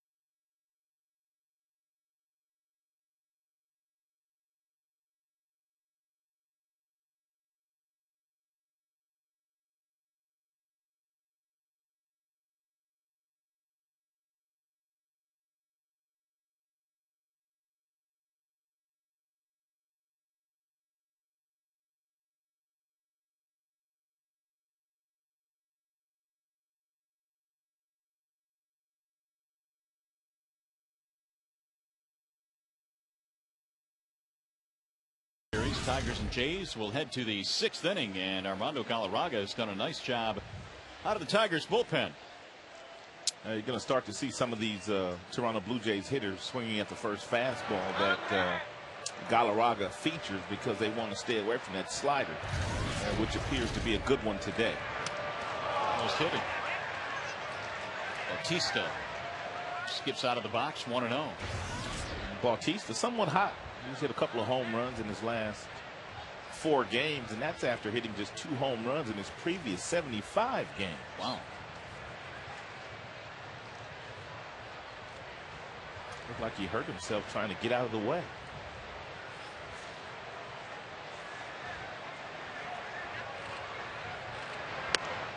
Got the official word on Nate Robertson, by the way. Left abductor strain. You know what the abductor is? I have no idea. I'll tell you. It's the muscle that attaches the pelvis to the thigh. Oh, look at you. Look at you. Like I knew that off the top of my head. Anyway. Day to day for Nate. Meanwhile, Galarraga's done a nice job in his stead. 4 batters, 2 strikeouts, 2 ground balls. Way inside again. It looked like Nate hurt the, what do you call it, abductor? Abductor. When he was backing up home plate after that Lynn base hit in the right field.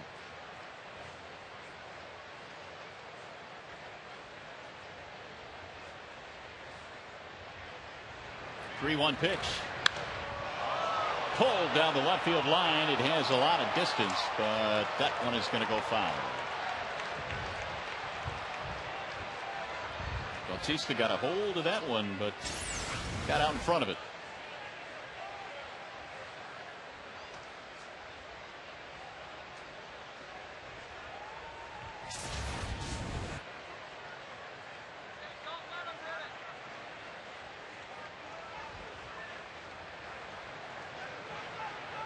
Three-two pitch. Tipped it into the glove. Nice job by Laird.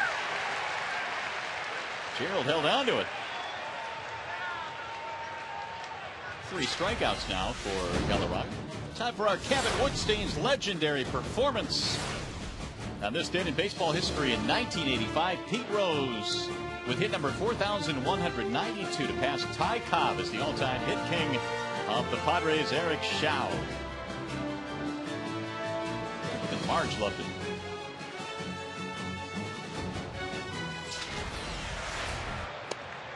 Oh, Pete dropped a couple tears.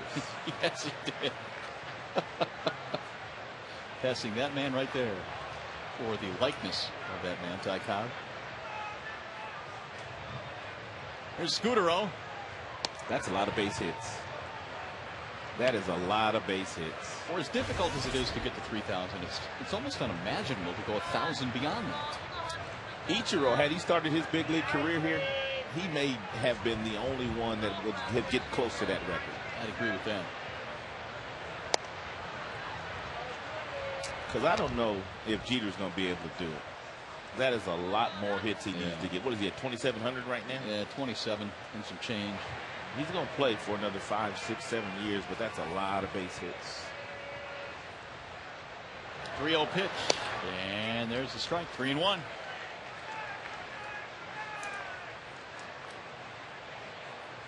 Just kind of give you something to compare to.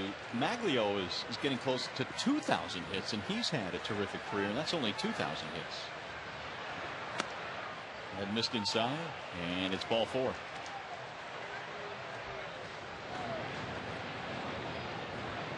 Scutero is on.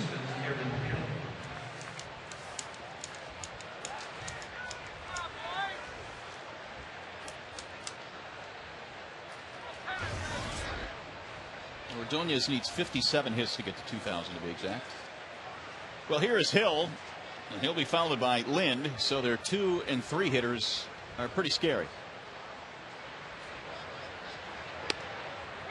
And as Jim Leland said before the game, it's not all that bad when you've got a lineup that features a 2 and 3 combination with 59 home runs combined. Hill has 31 of them.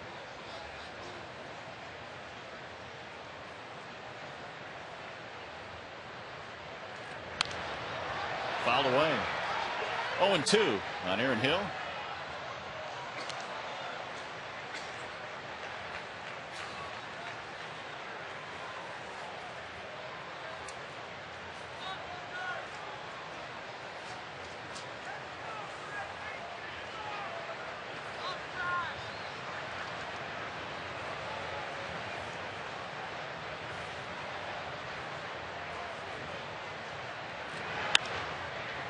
Popped up, shallow center.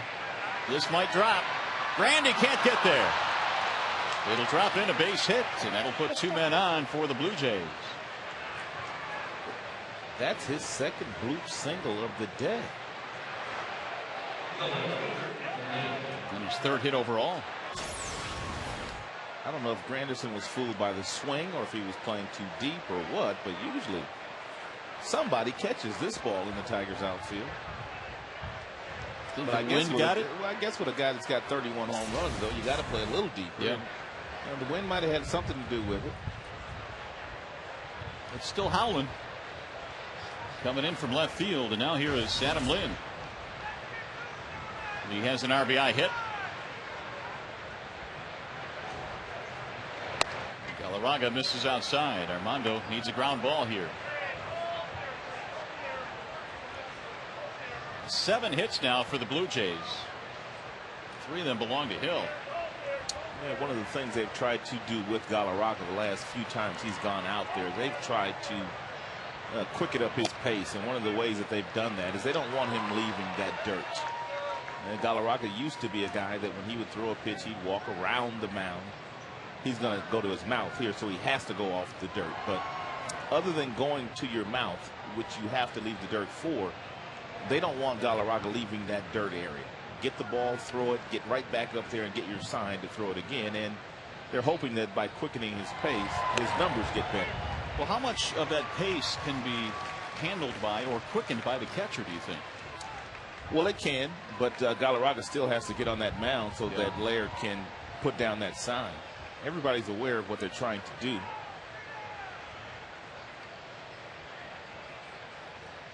Here's the 1-2. 2 balls, 2 strikes.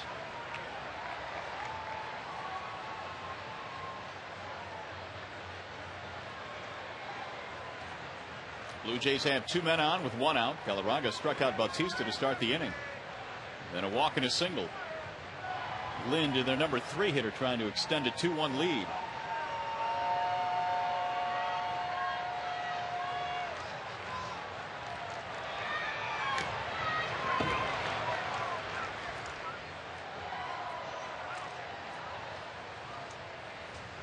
Adam Lind with 15 RBIs in his last 11 starts has another one knocked in tonight. He's second in the league in doubles. In 46, only Brian Roberts has more.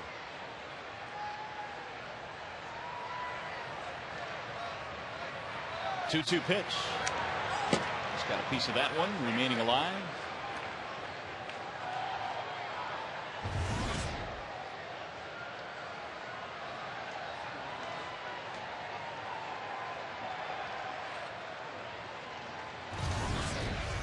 Saw a shot of Cito Gaston a couple of seconds ago. He's in his second tour of duty. As Gene Lamont's going to pick up the phone now with the Toronto Blue Jays.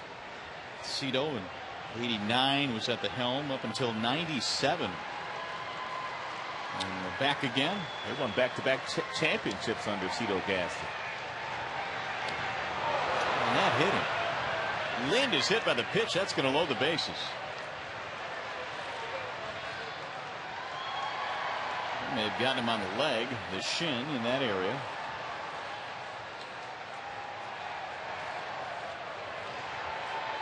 And he's in enough pain now to have their trainer come out and take a look at it.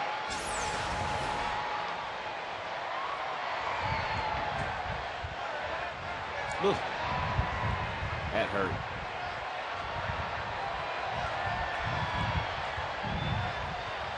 It's a slider, but it still hurt. It's bad enough when you foul one off in that area. That was a direct hit.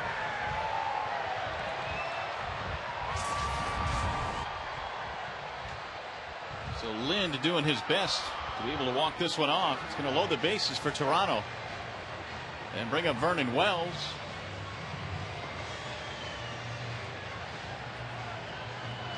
Meanwhile, there is activity in the Detroit bullpen. Ryan Perry is the right-hander. Fu Tae Ni is the left-hander.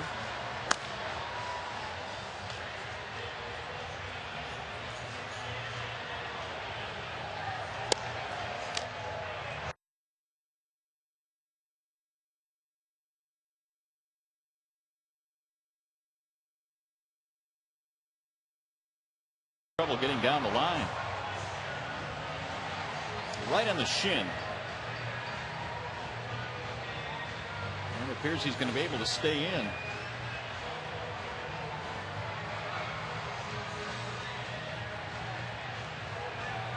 So here goes Vernon Wells now with the bases loaded and 1 out. Tigers tonight have been out hit 7-3. They're in more trouble here in the 6th. And Wells has had a big night. A couple of hits, a walk.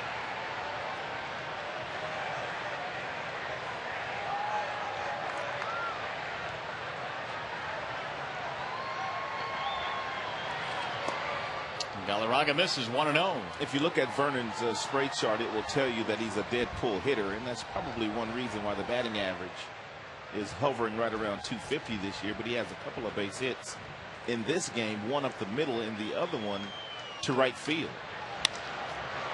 Driven to center field where Granderson is backing up. Scudero tags. He'll score. Throw comes back into the shortstop Everett. Sac fly RBI for Vernon Wells, and it's 3-1 Toronto.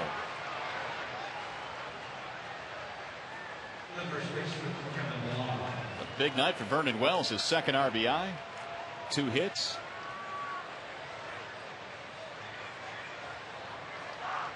Two gone runners at first and third. Here's Kevin Millar.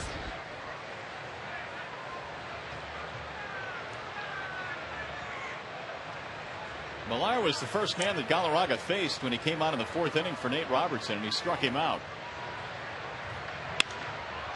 Again, hit to center field. Granderson will get there for this one to retire the side, but another run in for Toronto, and we go to the bottom of the 6th in a 3-1 ball game.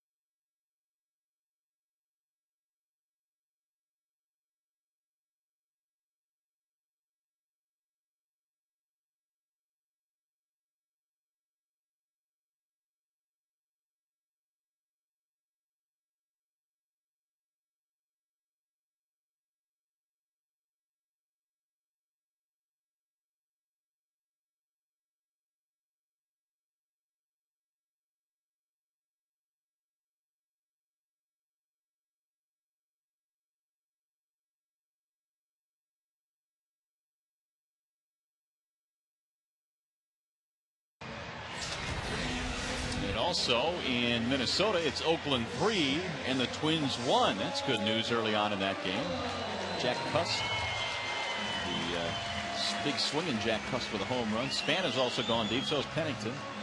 And Chicago and the Angels later on tonight. Gavin Floyd, Joe Saunders in that one. Span homered yesterday too in Toronto, so he's on a little bit of a roll right now. See if the Tigers can get on a roll here in the 6th. Polanco leads it off, down by a couple of runs. Talent delivers a strike, 0-1.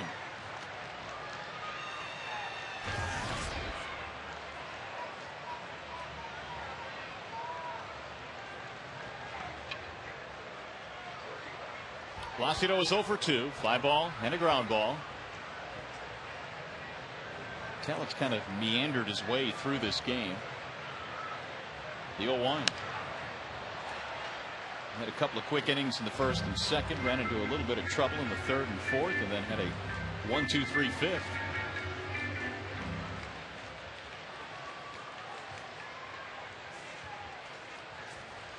He came into this game at 6-9 with an ERA of over 5.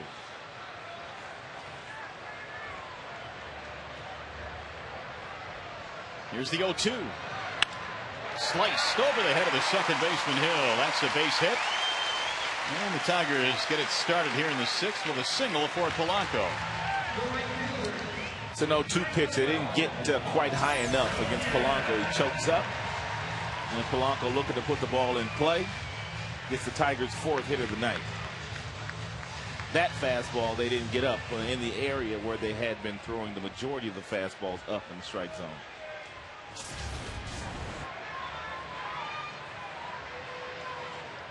Tying run coming up now. Here's Maglio Ordonez. High fly ball, shallow left field. Adam Lind coming in. One pitch to retire Ordonez. One gone.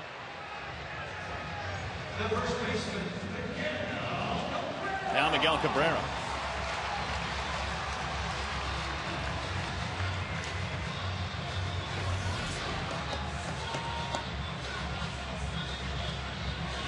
Miguel for 2, ground ball and a strikeout.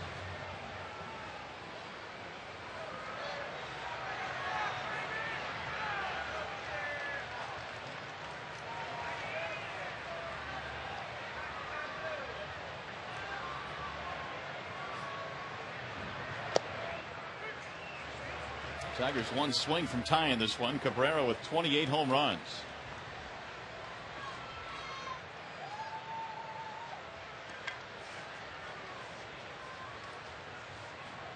Tigers base hit there by Polanco is just their 4th of the game against Talent.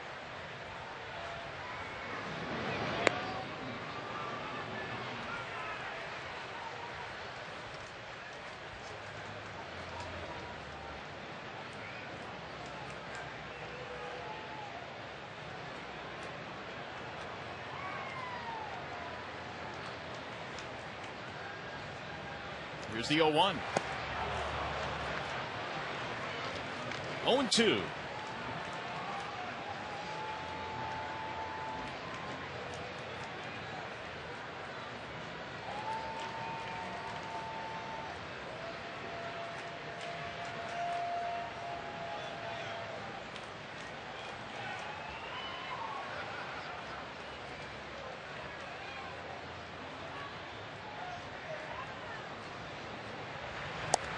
Outside, 1 ball and 2 strikes. Of the 4 Tigers hits, 2 have been doubles. Thames had a double in the 4th but didn't score. Everett doubled in the 3rd. And a couple of singles, the only other 2 hits that Talent has allowed tonight against the Detroit offense.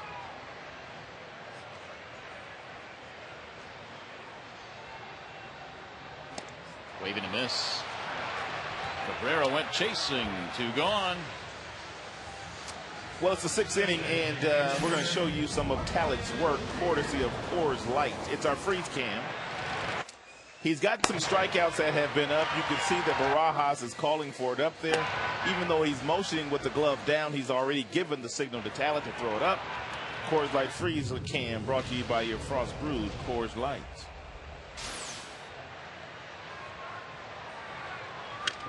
So here's Marcus now with 2 outs. Ball 1.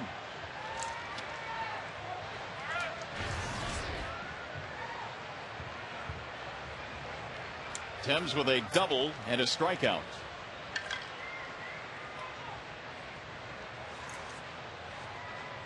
And he hits a ground ball through. It's a base hit out of the reach of a diving Marco Scudero.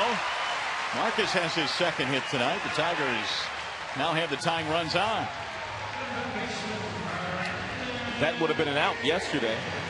The way that the Kansas City Royals were defending Marcus, they had 3 infielders on the shortstop side of second base. And that would have been right at the shortstop.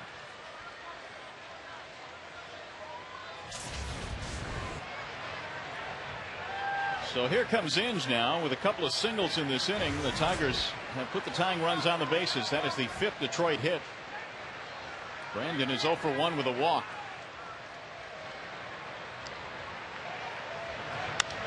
And he sends a ground ball foul. 0-1 on Brandon Inge.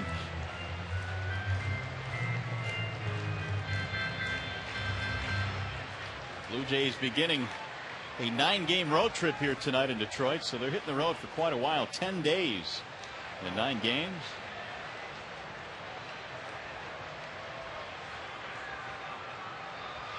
The 0-1 pitch, way high. 1 ball, 1 strike. About 4 trips Tigers have had this year, about 9-10 days. We've got another one coming, don't we? Yeah. Fortunately, that last trip will be throughout the Midwest. 1-1 pitch. Foul straight back. 1-2 on Brandon Inge. Ooh, Oakland now adding some more. 6-1 in the bottom of the 3rd.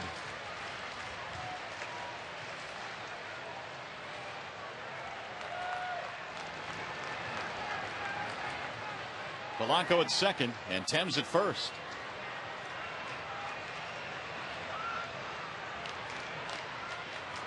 Here's the 1-2. 2 balls, 2 strikes.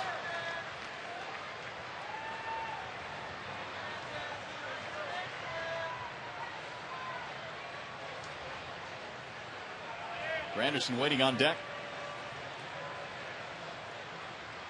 This will be the 88th pitch from Talent, and he misses outside. 3-2. The Tigers will start the runners. See if Brandon can find a gap here and tie this one up. Crowd's starting to get into it. Another huge crowd here tonight.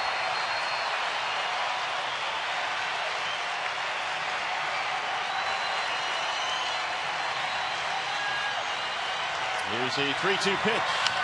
Ground ball foul. Hinge staying alive. And Talent, a lot of confidence in that off-speed pitch. He threw one there, 3-2 with 2 outs. And Brandon just got a piece of it.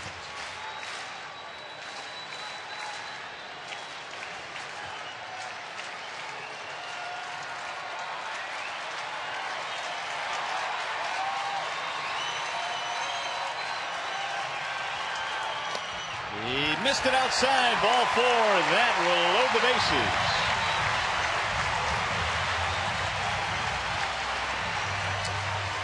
Hey fans, be at Comerica Park Sunday when the Tigers host the Blue Jays at 105. All kids 14 and under receive a Paws bobblehead doll. For tickets, call 866-66-TIGER or log on to tigers.com. Even Paws now with a bobblehead. Look out, Paws. Paws has arrived. All right, let's see if the Tigers now can tie this one up with a hit, maybe go ahead. Granderson is up there with 2 outs, bases loaded. He's been first pitch swinging his first 2 times up, have Curtis against Talent. Does it again and fouls it back. Granderson, a ground ball and a fly ball. Leland was talking about Granderson before the game and his relative inability to hit lefties this year. He says that he thinks he's seen a lot better left-handers this year. The lefties he has faced have been more talented.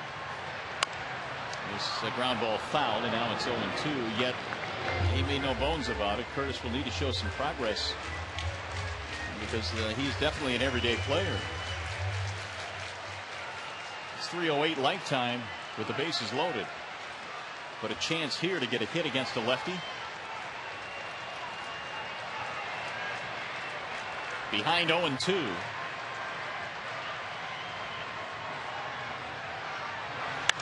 And he skies it in the air to shallow center field.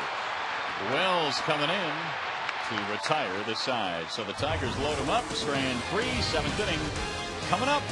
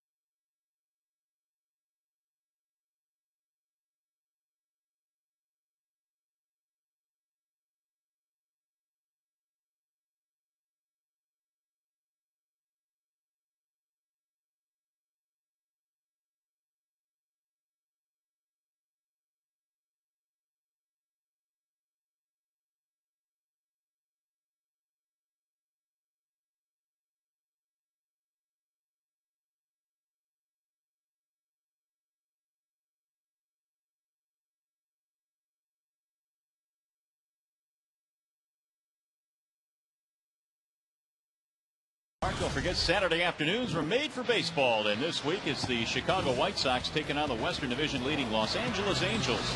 Coverage begins tomorrow at 4 p.m. on your local Fox station.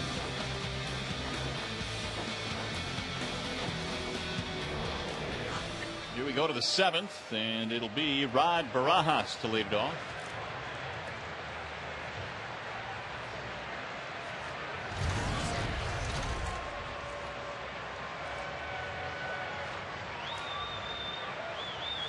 Galarraga back to the hill. Blue Jays tonight have stranded 11 runners, and they have scored 3 runs on 7 hits.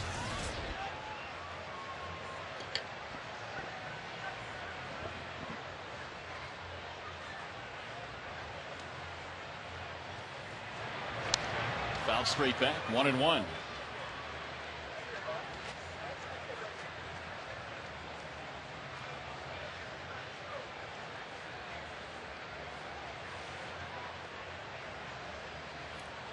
Armando came on in the 4th inning, picked up a strikeout, pitched a 1-2-3 fifth, and gave up a run in the 6th.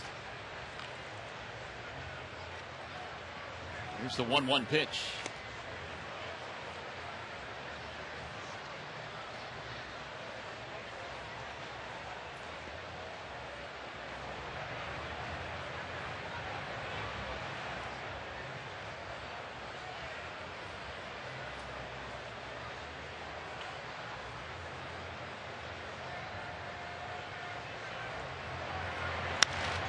High fly ball left field and hit deep.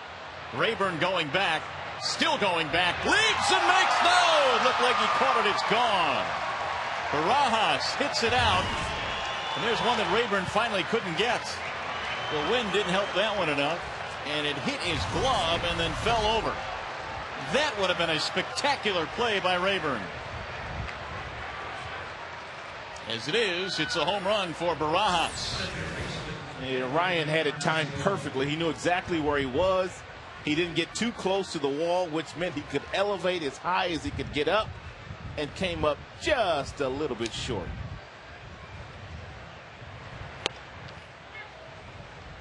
As close as you can get without pulling that one in. It's now a 4-1 ball game. That's a nice job of hitting there by Barajas after he got the 1-1 fastball inside that knocked him off the plate. He knew he was going to get a breaking ball in the next pitch. He got the breaking ball. It was a slider that was right over the plate. A little get me over slider, and he didn't miss it.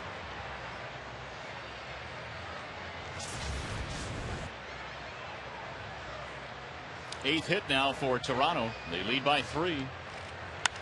There's a line drive to left. And a drop in for a base hit. Encarnacion has his first hit of the night. And that's what happens when you try to throw a strike with your slider, as Galarraga was trying to do there, 2-1, just to keep the hitter off balance. And those get me over sliders go a long way. Here's Ryan Perry warming up again along with Futeni, and here comes Jim Leland marching out to the mound. You've got Ruiz due up, and Perry about to come into this ball game. So Ryan Perry will come walking in, and we'll step aside with another pitching change. In a 4-1 game, we'll be back.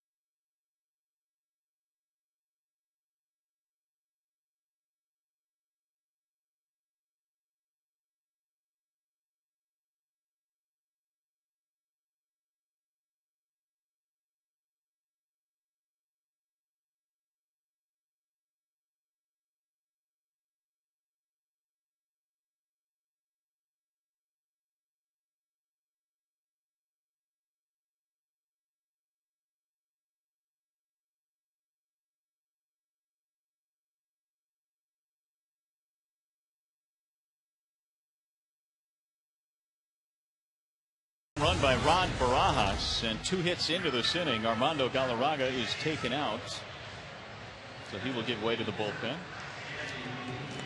In the meantime, we remind you to go inside Big Ten Conference football 4 nights a week with 4 unique shows on the Big Ten Football 4-pack. Experts bring you game plan breakdowns, interviews, analysis you won't find anywhere else. Catch the Big Ten Football 4-pack every Tuesday through Friday at 10 o'clock. Only on the Big Ten Network, the only cure for gridiron deficiency. And Perry's done a nice job in his first tour of duty in the major leagues. His earned run average is a shade over 4. Almost a strikeout an inning with that fastball that will get up to 98. Every now and then he'll touch 99 with that power fastball and a slider that continues to develop.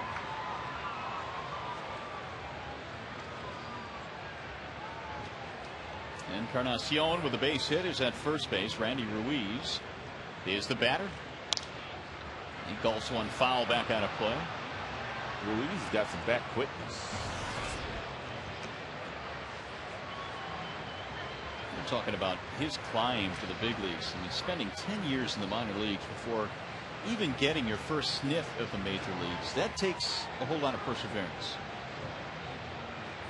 And I would presume the confidence in the back of your mind that at least at some point you might get a shot. And he has. High drive, deep left field. That ball is hit well, and Rayburn can only watch this one sail way back over the bullpens and left into the seats. And a 2-run shot. Jay's starting to pour it on now. I said that slider is still developing for Perry. He threw one there, and Ruiz didn't miss it. And that was after Ruiz was tardy on a fastball.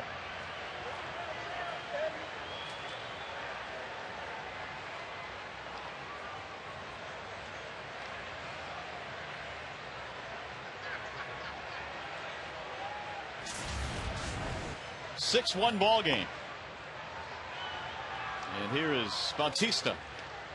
Ruiz has just hit his 7th of the year, and that's an even 10 hits for the Blue Jays.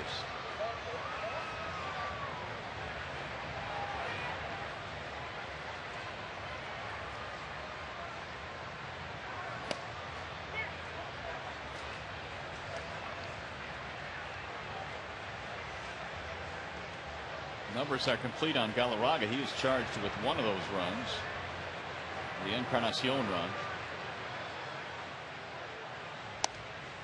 Perry deals another strike, 1 and 2.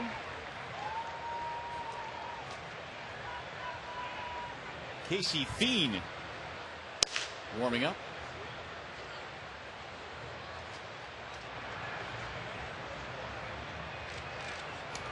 Threw that one in the dirt all the way to the backstop at 97 miles an hour. He's overthrowing now.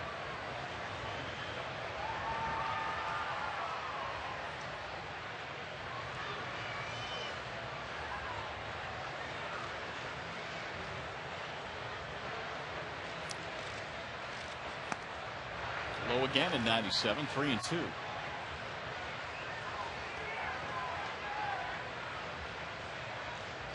Top of the order, waiting on deck, Marco Scutaro.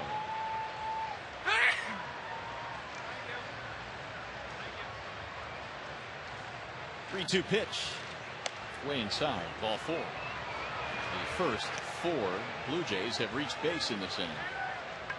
Nobody out.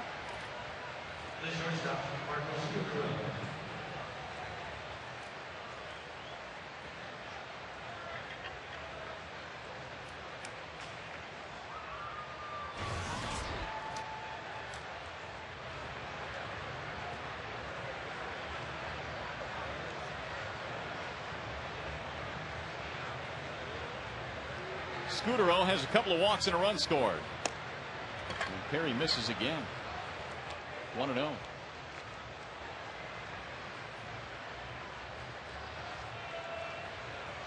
comes Rick Knapp. Well, he's going to have to calm him down a little bit. Perry clearly out there overthrowing after giving up the home run on the slider to Ruiz. And he is missing in the same location. Everything is down and away to the right-handers.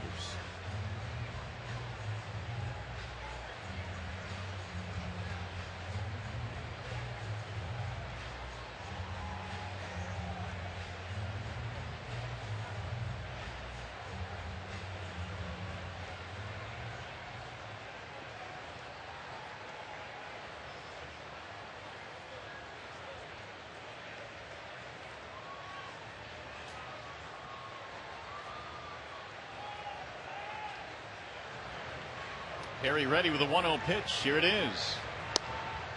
There's a strike right at the knees. Outside corner. 1 ball and 1 strike. Robertson started this game, had to leave with an abductor problem. That was in the 4th inning. Galarraga came on and pitched until this inning when he gave up the homer and a single. And Perry misses again. 2-1.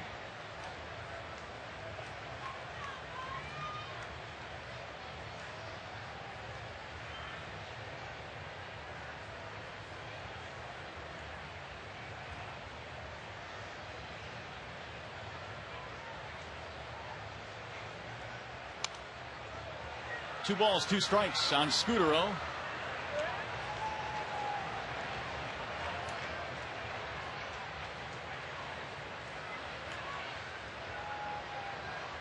Two and 2.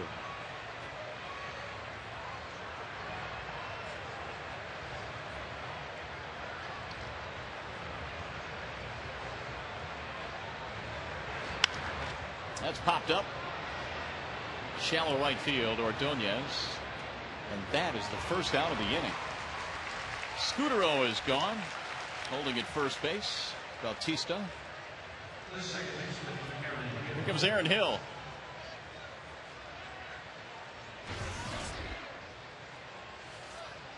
Perry may want to throw to first base. Maybe one time. Just to keep Bautista honest over there. We told you the Blue Jays don't run that much as a team. But Bautista has 4 steals and he has not been caught this year.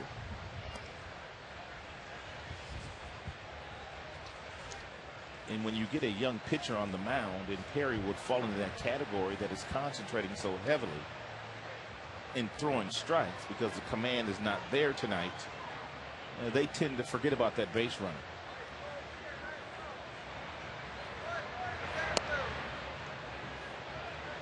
Well, it's 2-0 now on Aaron Hill. He's had 3 more hits tonight, all singles. He has scored a run.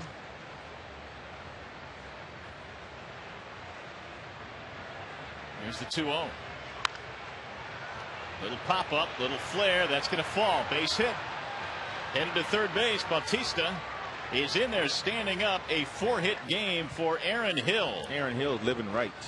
He's got 3 bloop singles in the game today. 3 bloops.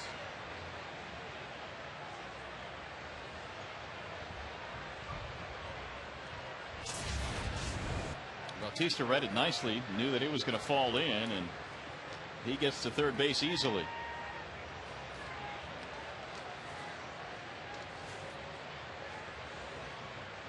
Travis Snyder's going to pinch hit.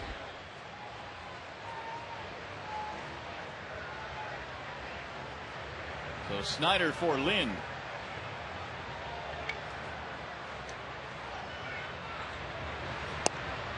And he takes a ball outside. Snyder got off to a really good start this year and then started to struggle. They had to send him down to the minor leagues. Hit the ball well down there, and he's done okay since coming back.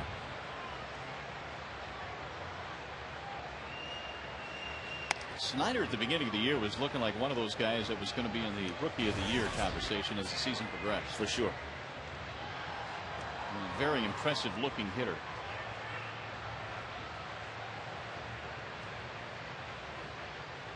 He is only 21 years old, out of Kirkland, Washington. Hudson misses. 2-1.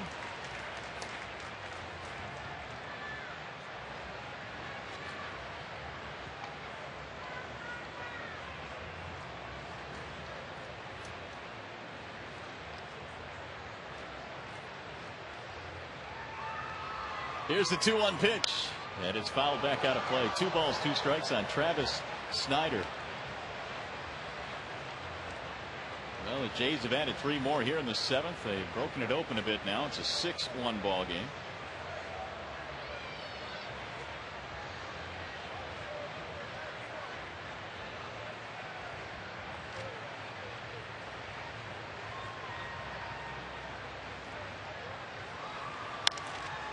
Snyder, in fact, had a home run on opening day against the Tigers back at Rogers Center.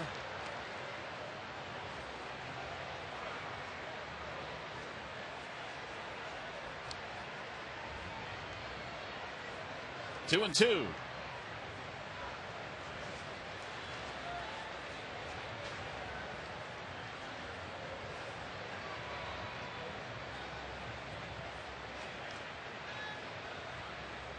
Swing and a miss.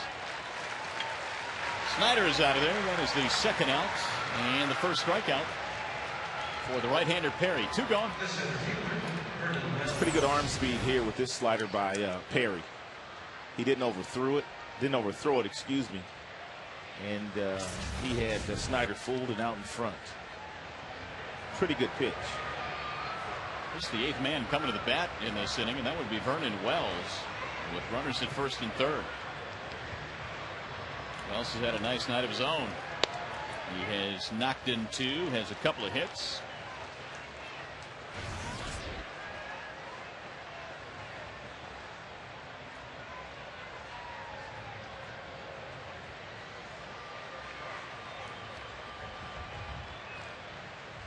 Here's the 0-1.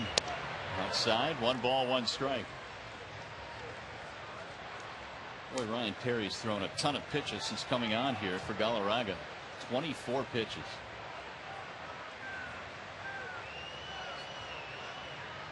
Ryan trying to get Wells, the 8th man to bat in this inning. Here's the 1-1 pitch.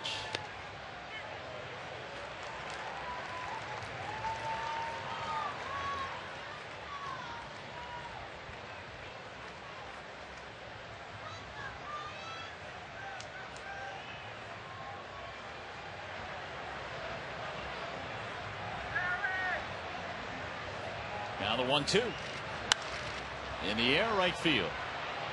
Ordonez backing up, and that is going to be that for the Blue Jays. But a big inning as they put up 3 more runs to extend their lead over the Tigers. It is now a 6-1 ball game, and the Tigers bullpen roughed up a little bit here in the last couple of innings as the Blue Jays put some offense up now and have kind of taken control of this game.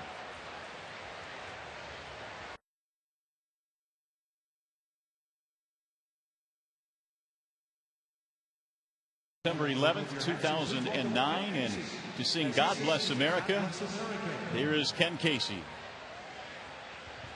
God bless America, land that I love. Stand beside her and guide her through the night with the light from above.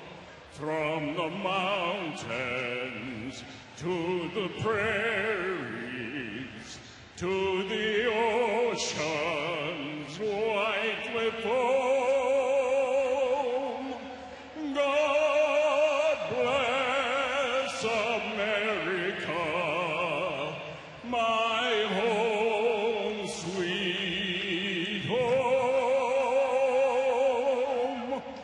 God bless America, my home, sweet home.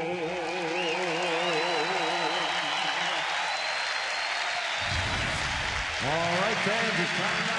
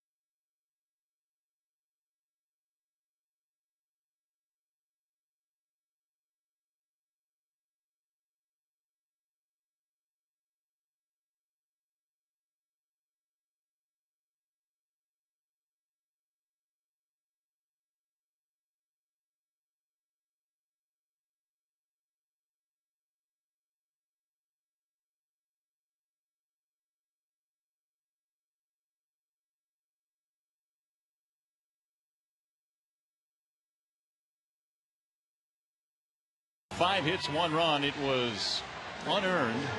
He's walked a couple and struck out 7. And Wells 2 for 3, double and a walk, 2 RBIs. Tigers bullpen in the last 4 games with 9 walks and an ERA of 13.06. So Talent has pitched well enough tonight. His teammates have responded with 6 runs on 11 hits. And the big left-hander goes back to the hill in the bottom of the 7th.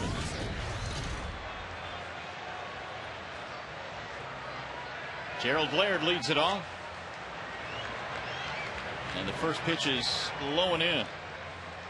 Tigers had the bases loaded back in the 6th inning. Left him full, though, and Granderson fly to center. Only 5 Tigers hits tonight.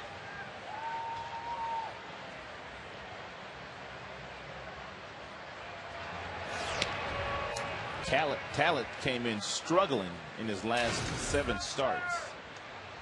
He was 1-4 with an earned run average over 8 in his last 7 starts. He got a win against the Yankees in his last start, but he gave up 5 runs, I think, in 5 innings. That may have been the only win. Yeah, it had to be. But he is in charge here right now in the 7th inning, leading 6-1. 2-1 on Gerald Laird.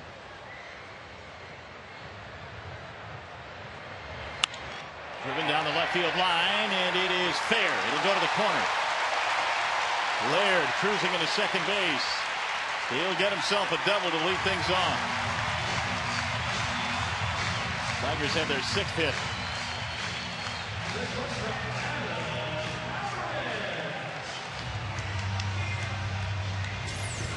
Laird does some of his best work against Toronto pitching in his career, and came into that at bat .329 against Blue Jay pitching. Here's Adam Everett. Double and a strikeout.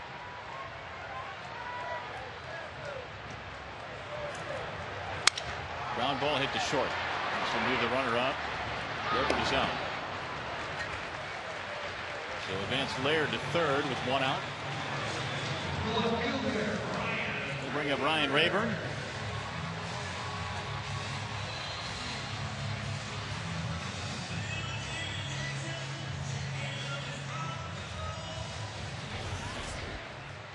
Rayburn 0 for 2, had a sacrifice fly in the 3rd, which accounted for the only Tigers run, at least so far. Has a chance to drive in another.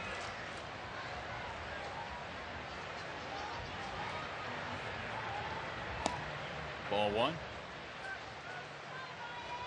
Talent does that little glove wiggle as well, like we've seen other pitchers do, to hide perhaps his grip. Well, Matt Garza does it.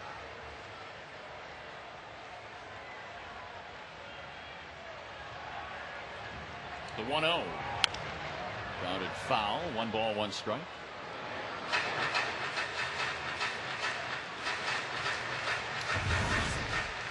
Comcast is telling us that Talent has touched 91 and has gone as low as 80, and he's thrown every velocity in between there. Not overpowering, but just enough to sneak it by you on occasion when you start to sit on one of those changeups or that slider that he's featuring as well. Strike call. Rayburn thought that was up. Mark Wegner explaining his call. Well, you spend the whole time, if your Tigers are trying to lay off that pitch, and I'm sure Lloyd McClendon has told all of his guys, and, you know, he's getting some of you guys out with that high fastball. You got to lay off of it. So Rayburn lays off one, and then he calls it a strike.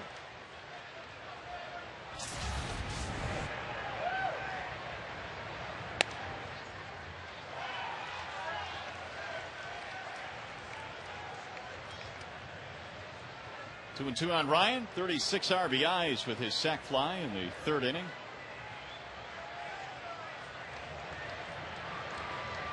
Laird down the line at third base, representing the Tigers' 2nd run. Here's the 2-2. Low, 3 balls and 2 strikes.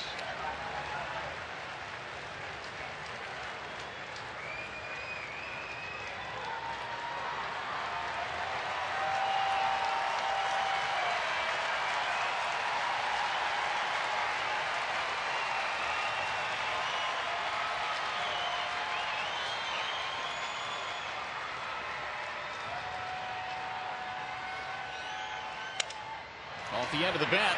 Shallow right, might drop. It does. Base hit. Laird will score, and Rayburn has driven in his second of the night. The Blue Jays have had a few bloops tonight. The Tigers get one of their own. Well, Rayburn hit it like Talent threw it. 3-2 changeup. And Talent has thrown quite a few of these circle changeups in the game right off the end of the bat.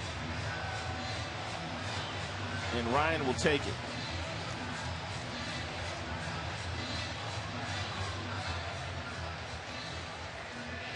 Second RBI of the night, 37th of the year. It's going to be it for the left-hander Talent.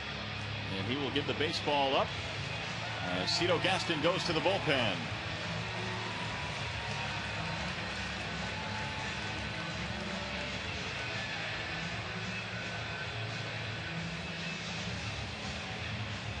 Hey, don't forget to join us again tomorrow for the second game of the series against the Blue Jays. Coverage begins at 6:30 with Tigers Live. Tigers Baseball presented by Bell Tire tomorrow evening on Fox Sports Detroit and Fox Sports Detroit HD. And there is your pitching matchup.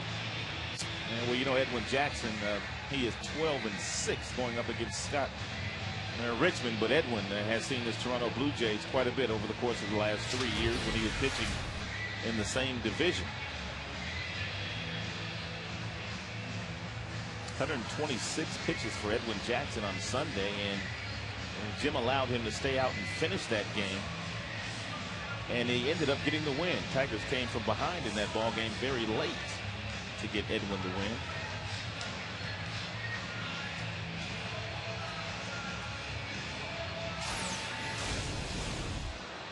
Well, Talent was pretty good, and Rod Barajas led him every step of the way. Lots of fastballs up, lots of changeups fading down and away, an occasional slider down and in, but for the most part, he just stayed away from Detroit.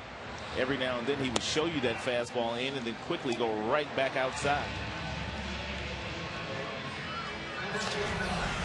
So he will depart in a 6-2 ball game.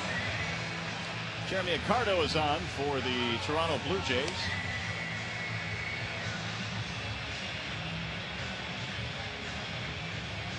21st game now that Jeremy has been in. Does not have a record, but he has a very good earned run average.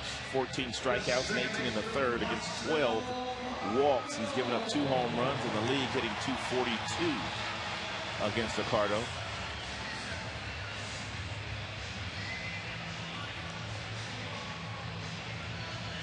So Talent gives way to Accardo, and he's going to face Placido Polanco. Final numbers on Talent. He struck out 7 in the ballgame. And then walk 2. Here comes Polanco.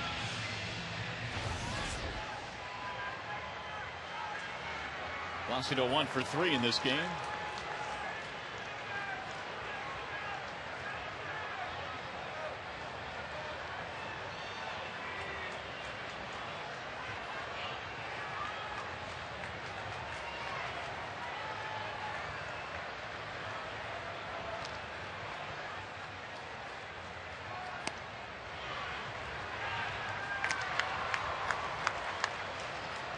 Polanco has 64 RBIs. His career high happened just a couple of years ago, that 2007 campaign when the Tigers had a great offensive year. Placido knocked in 67 that season. He'll go foul back out of play. He's already surpassed his RBI total from last year. Very productive number 2 hitter for the Tigers. 1 ball, 1 strike. Tigers have gotten a run back here in the 7th, still trailed by 4.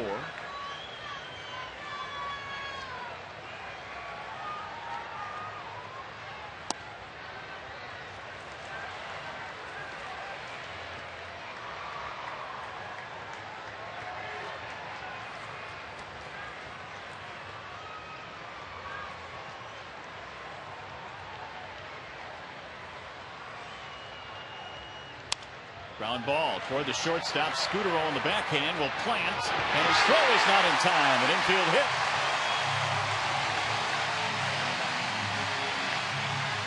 Polanco gets his 2nd hit of the night.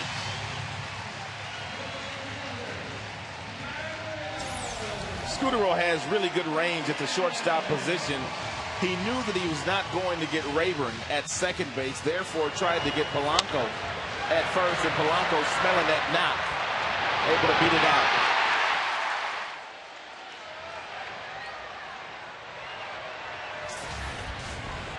Here's Maglio Ordonez. 1 for 3. 8 Tigers hits. The Tigers one big fly away from getting right back in this game. Or a gapper even. Tying run, in fact, is on deck. Ordonez at 289. And we have watched them come from behind in a lot of ball games this year at Comerica Park and on the road. Tigers have been a nice come from behind team this year.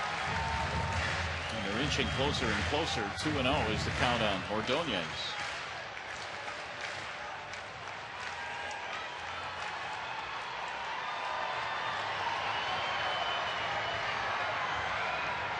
Right back up the middle into center, base hit.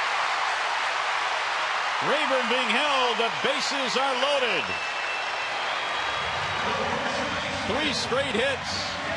Rayburn froze momentarily when the ball went back through the middle, but I don't think Gene Lamont would have sent him anyway. But take a look at Rayburn here. When this ball goes up the middle, he kind of freezes before he starts, but the ball was hit so hard, I don't think Gene would have had a chance to send him home anyway, especially with Cabrera coming to the plate. And now your big fly ties it up.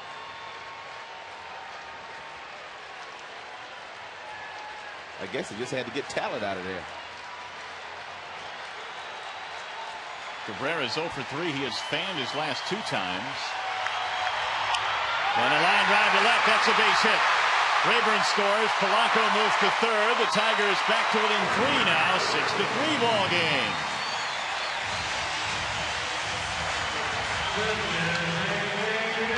'85 RBIs for Cabrera.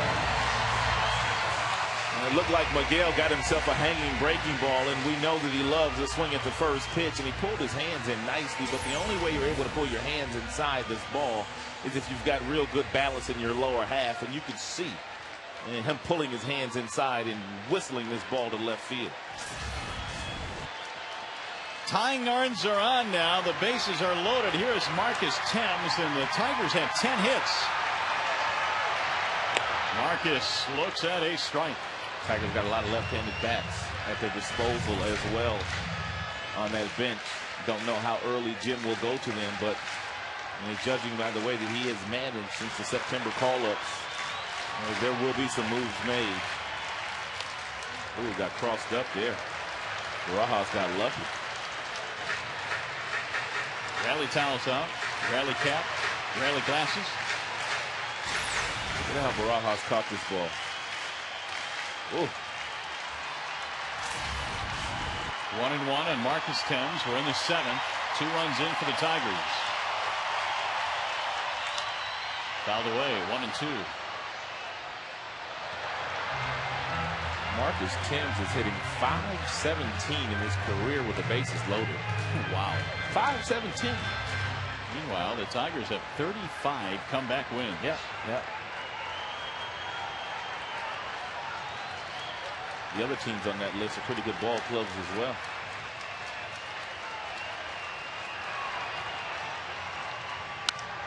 High fly ball, right field, hit well.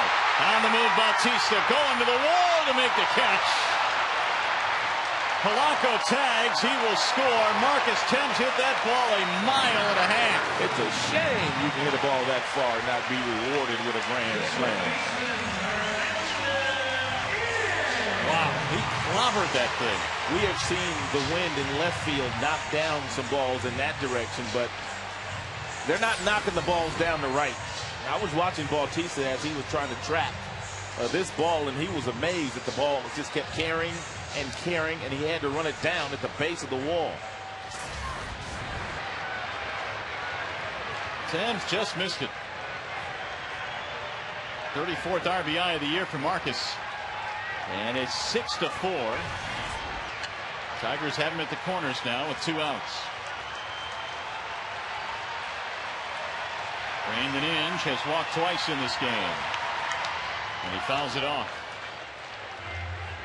So Ricardo has come on. He's given up 3 straight hits and a sac fly. And 10 of his last 11 appearances have been scoreless. Cito Gaston holding on for dear life in this one. Each team with a 3 spot here in the 7th.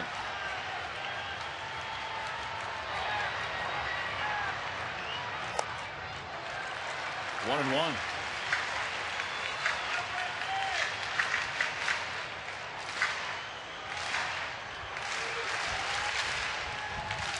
Jesse Carlson and Brandon League.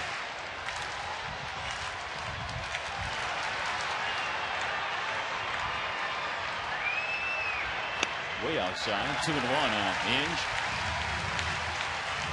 It all started with a Gerald Laird double. One of 5 hits in this inning for the Tigers. And Brandon's got himself in a really nice hitter's count. Obviously looking for the fastball, but if he hangs you a slider, you can get to that one too.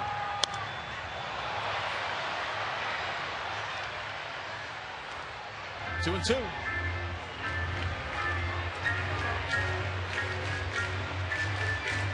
Going over the numbers. Gene Tennis, the hitting coach.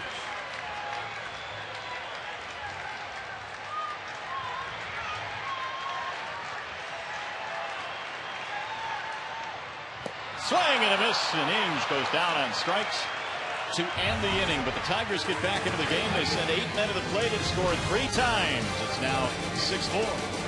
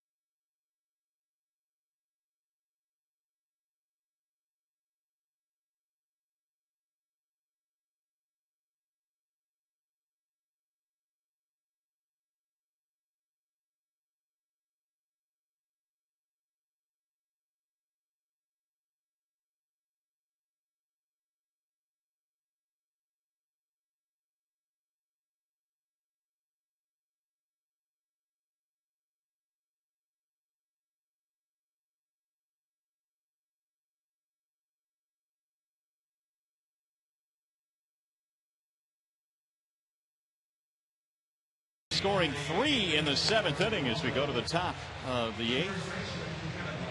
Ryan Rayburn has been part of the scoring tonight, knocking in 2 of the Tigers' runs. Miguel Cabrera had an RBI single in that 7th inning. And Placido Polanco also had himself an infield hit, scored a run, so the Tigers climbing back into it. A little bit of time left as Brandon Lyon checks into this one now here in the 8th. It's been a while since we have seen B. Lyon on the mound. As a matter of fact, you got to go all the way back to Sunday in that game in Tampa where he got a save on consecutive days when Rodney was not available. Jim was giving Rodney a little time off. And Brandon Lyon came in and got a couple of saves in that series in Tampa, but did not pitch in Kansas City. First pitch rolled toward third. Inge gobbles it up. And one pitch to retire Kevin Millard. Very important for Brandon to do exactly as he's been doing for the better part of 2 months now. And that's just shut down the opposition while the Tigers have a little bit of a momentum shift on their side.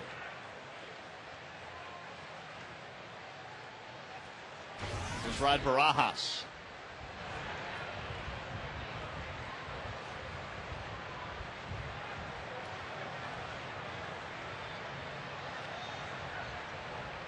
Home run back in the 7th. Solo shot. That was hit off Armando Galarraga. Strike one from Lyon.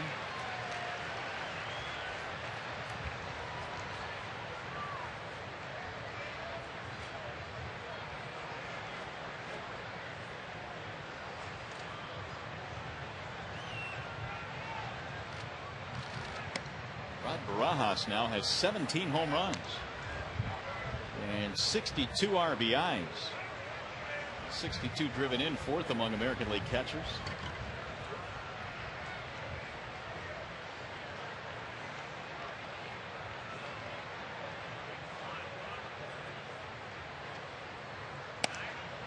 Threw it by him in 93, 1-2.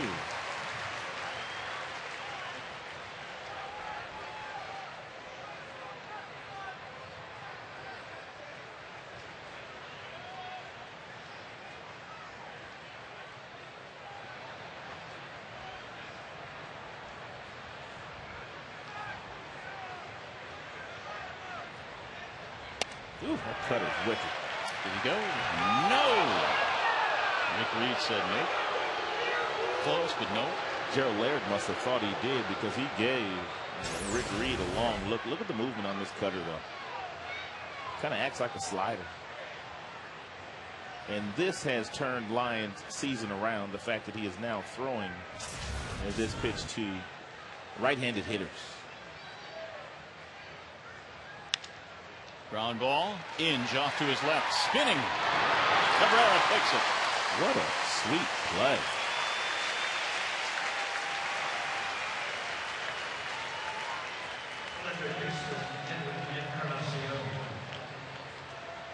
Even though the leg's not 100%, Brandon still covers a lot of ground. He grabs this ball, he turns around, not even looking at Cabrera, and still throws the ball right on the bag. He does bounce it. He needs some help from Cabrera, but the fact that he wasn't even looking at him gives you an idea of the accuracy of the arm of Inge. Here's Encarnacion. Ball one. This is what the Tigers needed. They needed to shut down anything. Well, when we get to the 8th inning, they will have bottom of their lineup that started that rally in the 7th. There's a strike, 1-1. Well, you wonder if the right hand is still out there if Jim starts to empty some of those lefties that he's got. Ginn and Huff.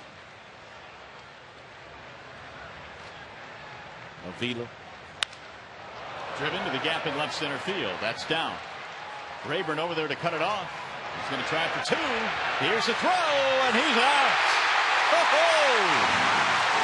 Rayburn. Encarnacion is out trying to stretch it. And we'll go to the bottom of the 8th.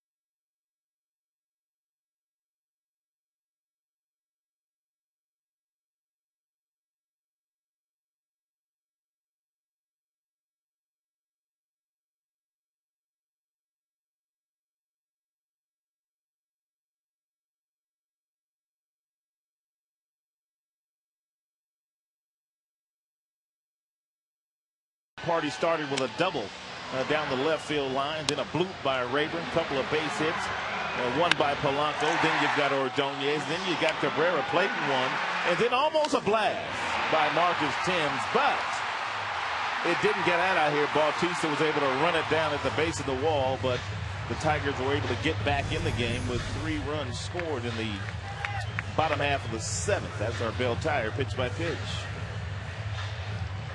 Well, we've got a new pitcher coming on now for the Toronto Blue Jays. That would be Scott Downs, the veteran. Yeah, he's had a nice year, as he did last year.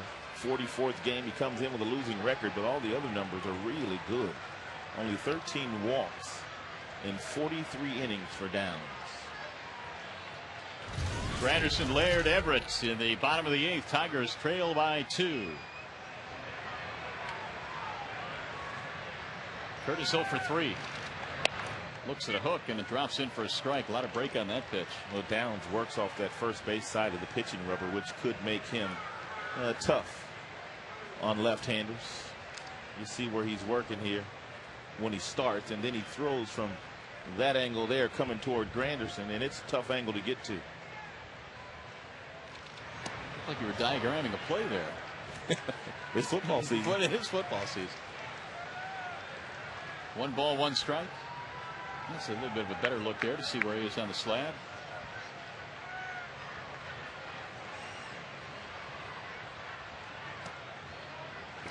Two and 1. Downs is 33 years old. His first year in the big leagues was 2000. Chicago Cubs that year, along with Montreal.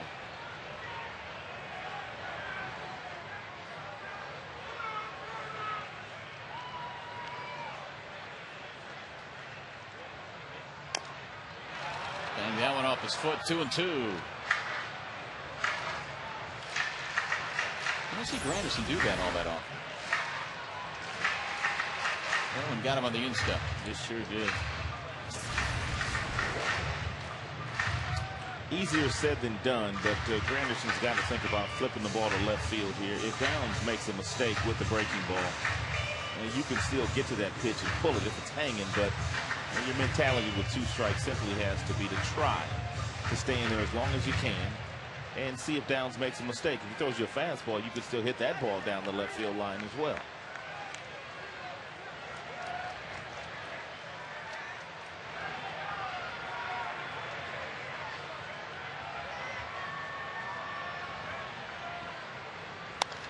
Instead, he pulls it to second on 1 hop for Aaron Hill.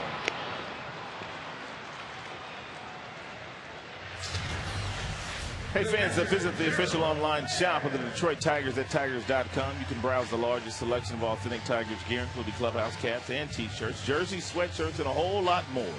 Get your Tigers gear straight from the source at the Tigers.com shop.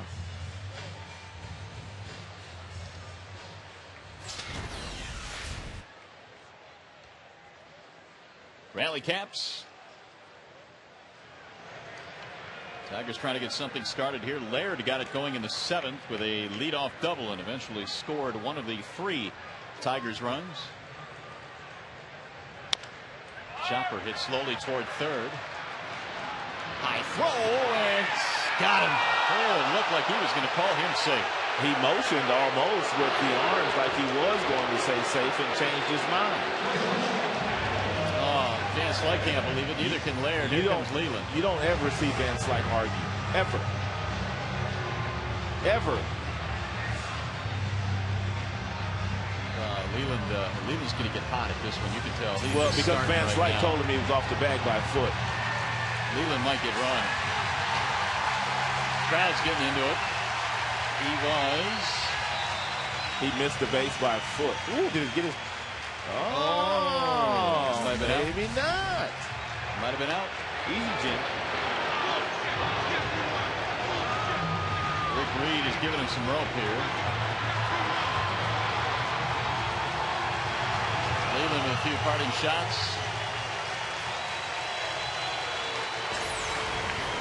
Very close. Now watch the right foot. Does the toe get down before he gets there? It does. If it's on the base. If it's on the base, which is, I guess, in some ways impossible to tell. If it was on the base, he was out. Obviously.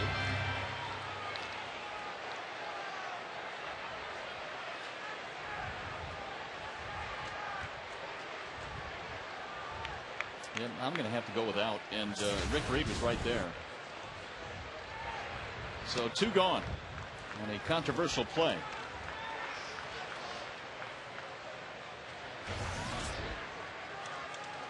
Here's Everett. He has a double in 3 at bats.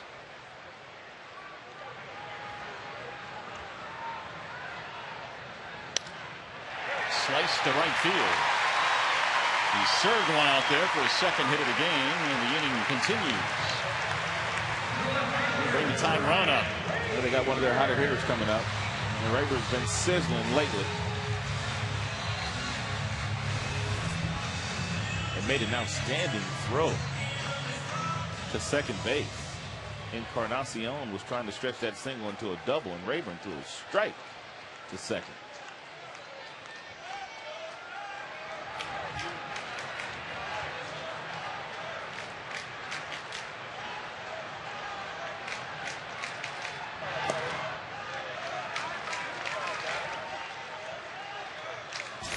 And here's that play. Rayburn gets to it. He turns around. He plants on that right foot and throws a one-hopper to Polanco, and the ball was waiting on Encarnacion.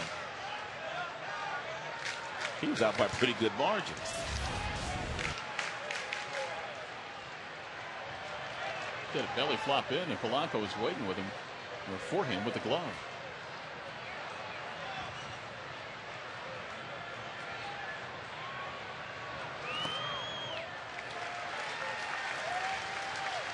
Two balls, no strikes.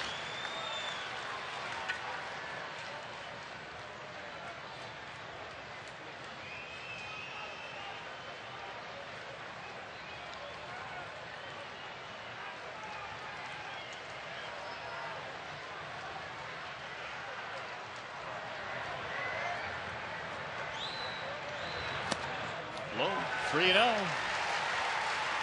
Meanwhile, it looks like the Twins are getting beaten up on. Now it's 11-1 Oakland. Teams like Oakland, Kansas City, Cleveland, those teams are tough to play this time of year. Chicago playing in Anaheim tonight against the Angels. 3-0 pitch. Make it 3-1. One of the reasons why it's tough to play teams that are out of contention is because they have lots of September call-ups, and if you're in contention, you're seeing teams and players you've never seen before, so all of a sudden you're scrambling, trying to find some scouting reports, and the next thing you know, you've got one of these young kids up from AAA that throws a pretty good game against you.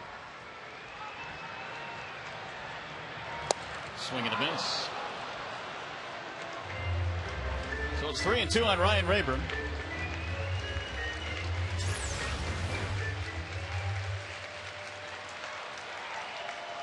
Good late life on that 90-mile-per-hour fastball there from Downs. Good movement. Real good movement. You don't have to throw 95 to be successful. Just have a little movement.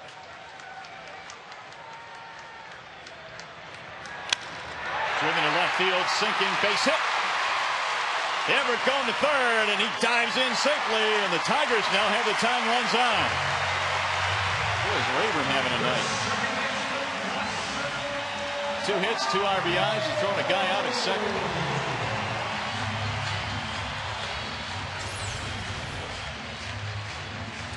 Rayburn just looks awfully comfortable right now. He went through a stretch there where he was not swinging the bat all that well, but he was taking extra batting practice every single day as Everett gets a really nice read and runs right in the face of Snyder.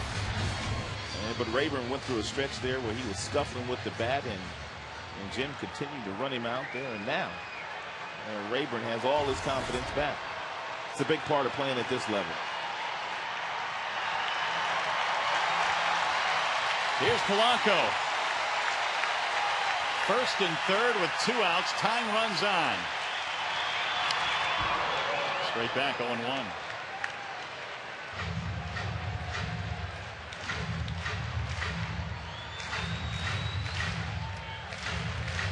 Polanco, a couple of hits in his last 2 at bats. Tigers now have evened up the hit totals. Each team with 12 in this game. Everett at third base, Rayburn at first. There the tying runs. 6-4 Toronto.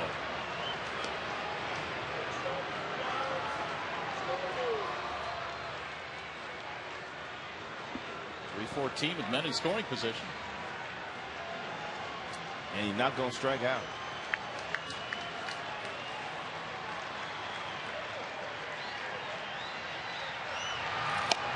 Good pitch. 0-2. Good pitch. 77 miles an hour from this arm slot. Tough to pick up, tough to gauge. And that's why Polanco simply took it.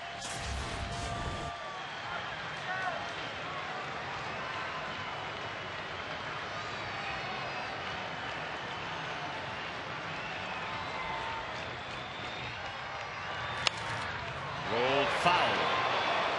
From that same exact pitch at the same velocity, 77 miles an hour. Polanco did not give up on that one, however. Because of the previous pitch, he already saw that same pitch from that same arm slot.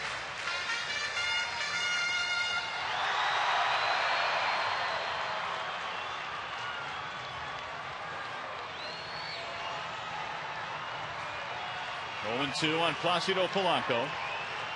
Tigers got 3 runs in the 7th. They threaten again here in the 8th, down by 2.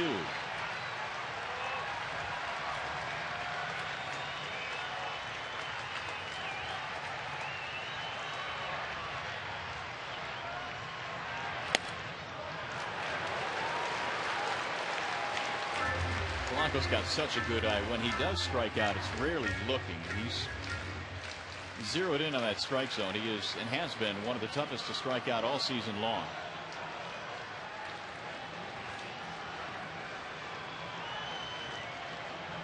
Trying to keep the 8th inning going here. Outside again. 2 balls, 2 strikes. Looked like Barajas is entertaining the thought of trying to throw down to pick off Rayburn on that last pitch.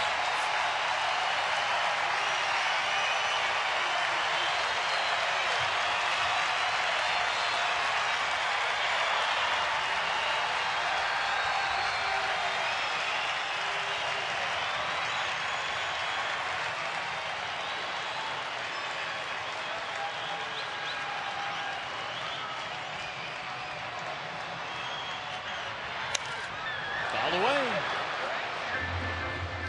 Polanco battling downs here. He came on to start the 8th inning. Got the first 2 hitters no problem. And then Everett singled to right field. Rayburn singled to left field.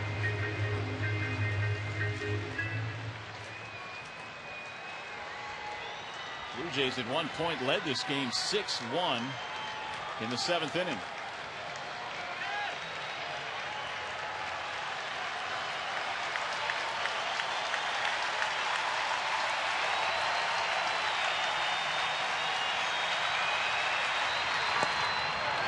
Low 3-2.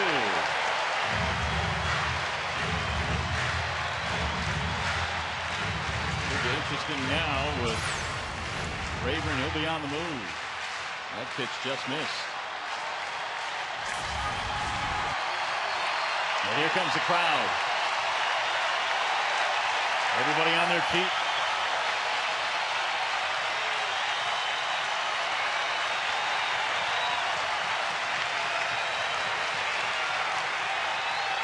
Here's the 3-2. Popped him up. See if it stays in play. Millar will have room. And the side retired. So the Tigers get a couple of base runners. Strand 2. We're on our way to the 9th.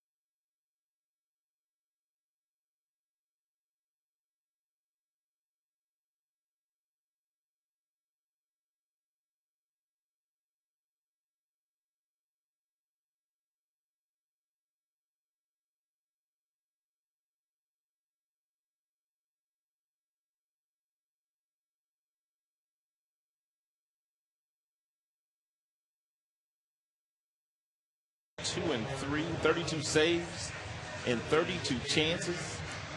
And the league is hitting just 236 against Rodney. The last time he pitched in Kansas City, he was roughed up a little bit.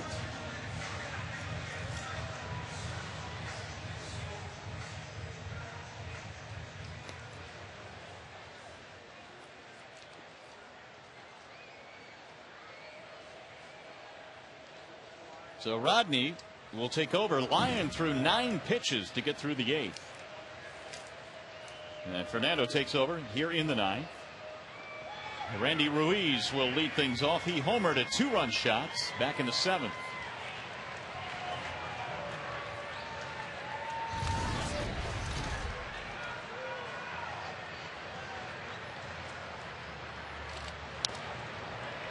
First pitch fastball is fouled off. 0-1 on Randy Ruiz. Bautista to follow, and then Scutero.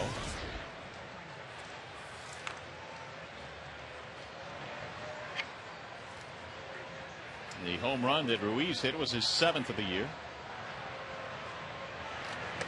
Inside and high, look out at 96, up and in.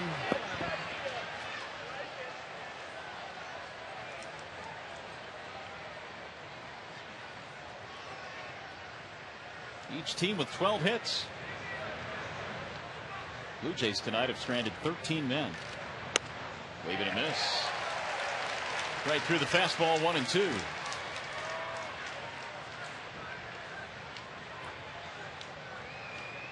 Game 2 tomorrow with Edwin Jackson and Scott Richmond. This is a 4-game set. Swing and a miss, and down he goes on a 97-mile-an-hour heater. One gone.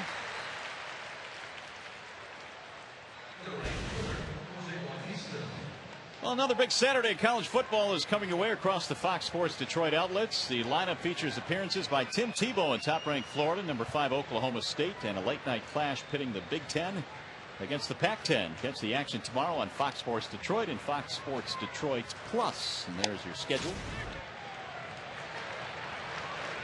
Jose Bautista, the batter.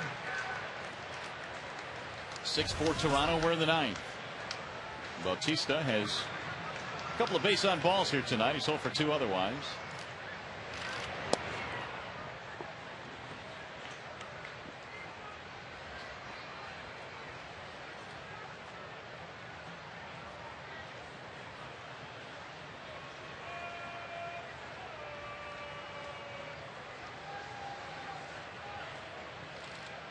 Ooh, that hit him right in the ribs. Oh, can hear the thought all the way up here. That's not good.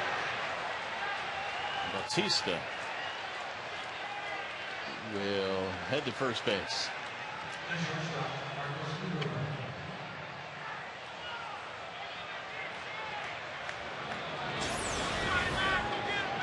This hurt. Ugh, That hurt. that hurts me. Nowhere for Bautista to go.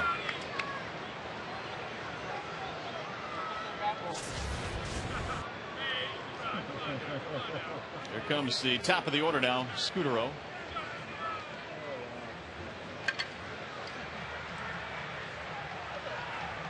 Scutero with a couple of walks. He's also scored a run.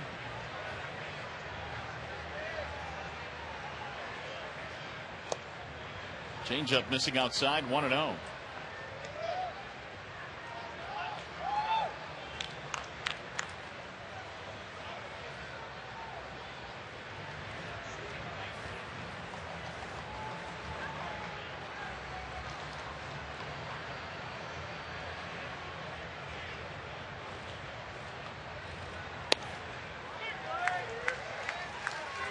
Very few changeups thrown here tonight by Rodney.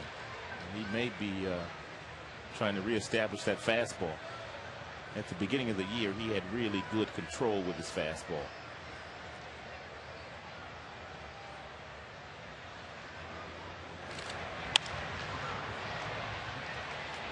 It'll get down and foul.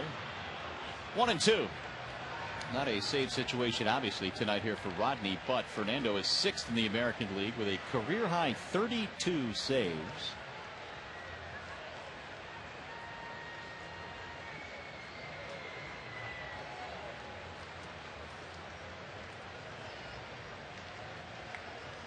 He's become the 4th pitcher in franchise history to reach the 30 plateau. Willie Hernandez did it. John Hiller, Todd Jones, Fernando Rodney. Fastball is high at 98. And Rodney just kind of reaching back and letting it fly. About time for one of those change pieces. Depending on the scouting report that they have on Scudero, but really the scouting report does not matter. They're going to go another heater. 3-2. And now you allow the runner to take off from first. If Cito Gaston decides to send Bautista. Got Bonderman and Knee warming up.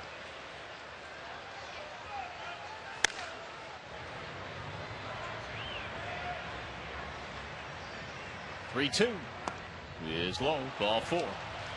So a hit batter and a walk after he struck out Ruiz to start the inning. The second baseman, Aaron Hill.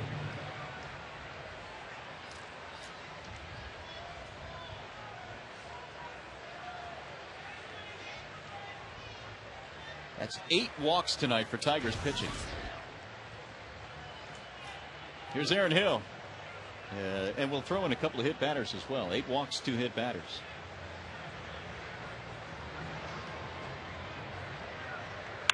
Ground ball left side in the hole. Everett fires to second and out there. A bang bang play. They'll get the force. 2 outs. That would have been Hill's 5th base hit. And this is the only play that Everett had. And they got Scudero by an eyelash.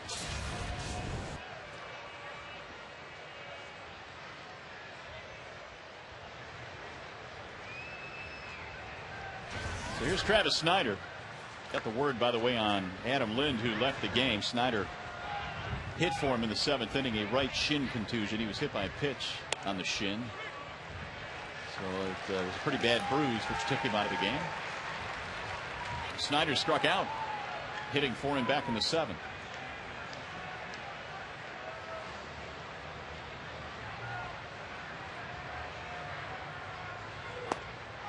He's that Rodney changeup, and he's out in front 0-2.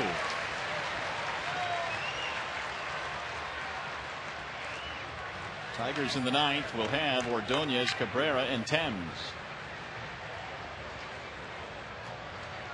Fernando trying to make sure it stays a 2-run spread. Little tapper right back to the mound. And that is that. 15 left on base tonight for the Jays. You're watching Tigers baseball on Fox Sports Detroit, presented by Bell Tire.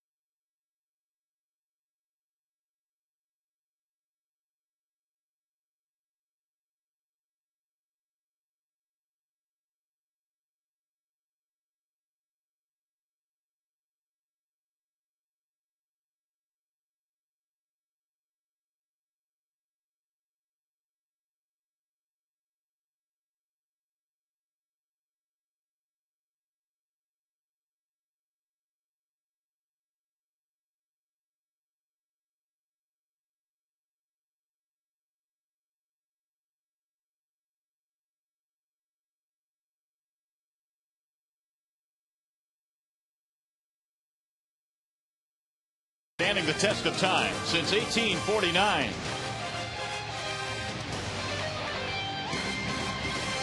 Last call for the Tigers as we go to the bottom of the ninth inning. A 6-4 game. Jason Frazier is on now for Toronto.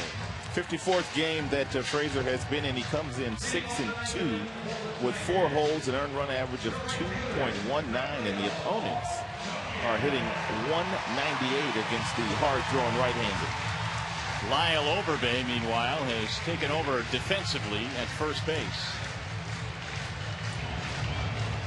Overbay for Millar. And the Tigers have 3, 4, and 5 due up here in the bottom of the ninth, down by 2, each team with 12 hits. If the Blue Jays win this game tonight, they will have done so in spite of stranding 15 men on base. Tigers have other thoughts. Maglio has a couple of hits, both singles. His average continues to creep up toward 300. He's at 291.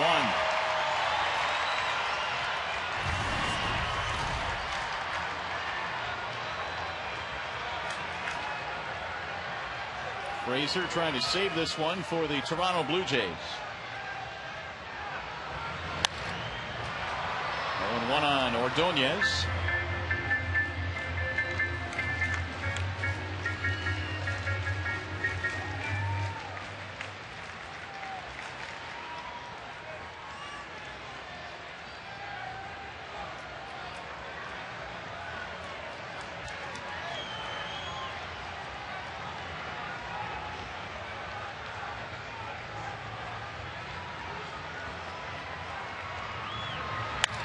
Ground ball right at Overbay. The new guy will step on the bag for the out. One gone. Overbay comes on for defensive purposes, handles the first play. Here's Miguel Cabrera. Tigers need a base runner to bring the tying run to the plate.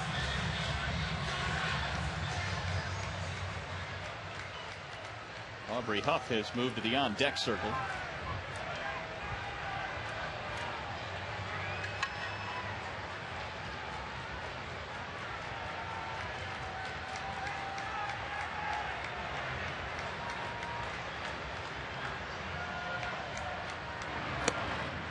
Strike one.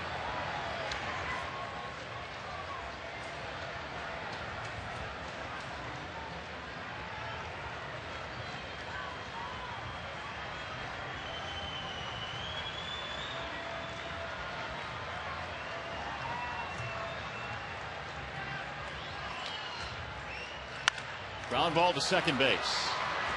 Aaron Hill gobbles it up, and there are 2 gone. Couple of ground ball outs for Frazier. And it's going to be all up to Huff, who will pinch hit for Marcus Thames.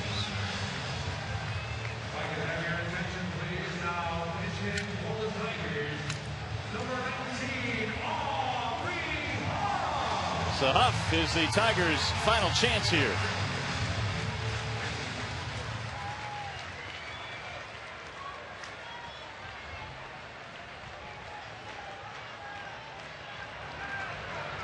They got the shift on for Huff. Shortstop Scudero almost behind second base. First pitch inside, 1-0. Yeah, these Blue Jays know Huff well. Of course, he played for Baltimore in that same division for quite some time. He's seen this Blue Jays team 18, 19 times a year.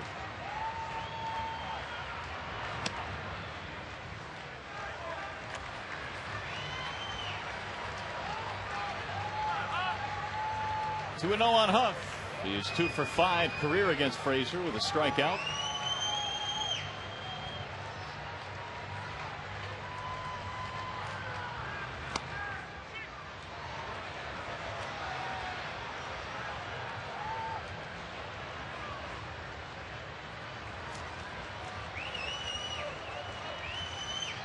Inge would be next if Huff keeps it going. The 2-1 in the air, center field, and Wells puts it away. A 1-2-3 ninth inning, and the Blue Jays win game 1 in a wild one here tonight. A very long evening of baseball. 6-4 our final score in this one. Right now, we check in with Mickey York for a preview of tonight's Tigers Live. Mick. All right, Mario, thank you very much.